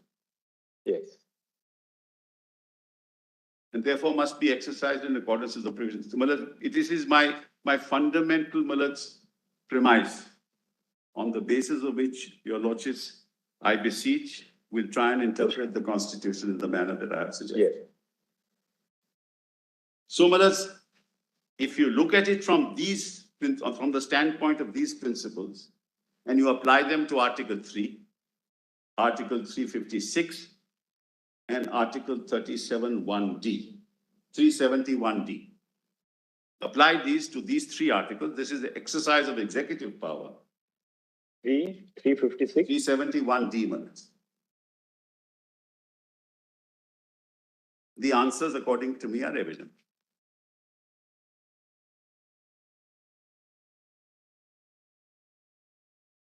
Why? I'll just presently say.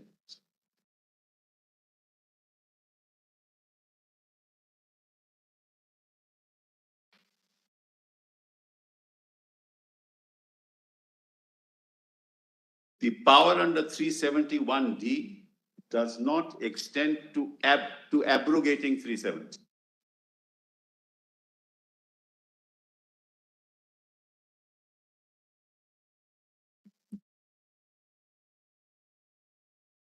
By applying those three principles.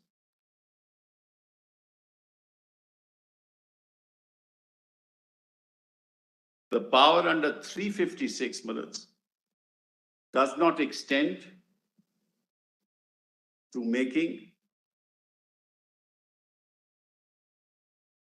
non-restorative,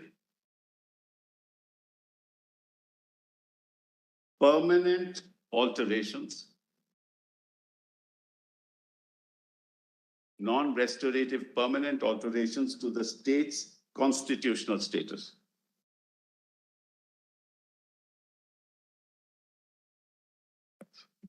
That's on 356. And the power under Article 3 does not extend to effacing the character of the state into a union territory. The power under Section 3, Article 3, does not extend to effacing the character of a state into a union territory.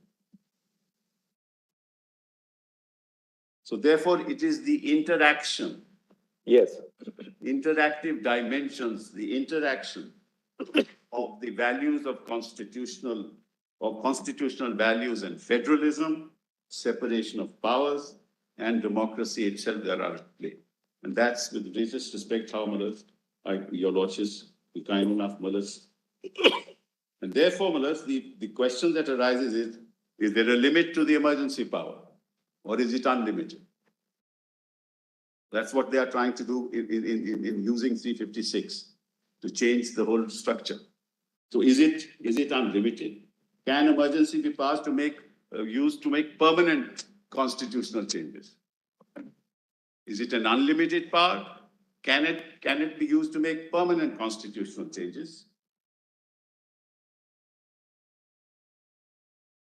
Permanent and irreversible.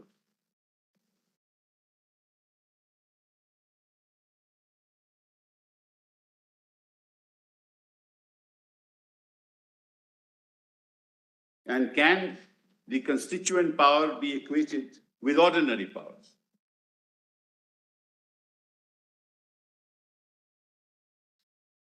Effacing the source of their authority. Constituent power is a separate genus of power. Can it be equated with ordinary legislative power? It can't. And can constitutional change, last of all, happen without consultation with the people, despite consultation with the people of Jammu and Kashmir, despite an express provision in that regard?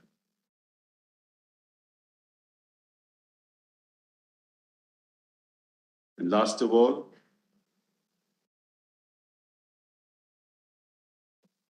can the state be downgraded to a union territory by the union on its own women fancy without consultation with the people affected?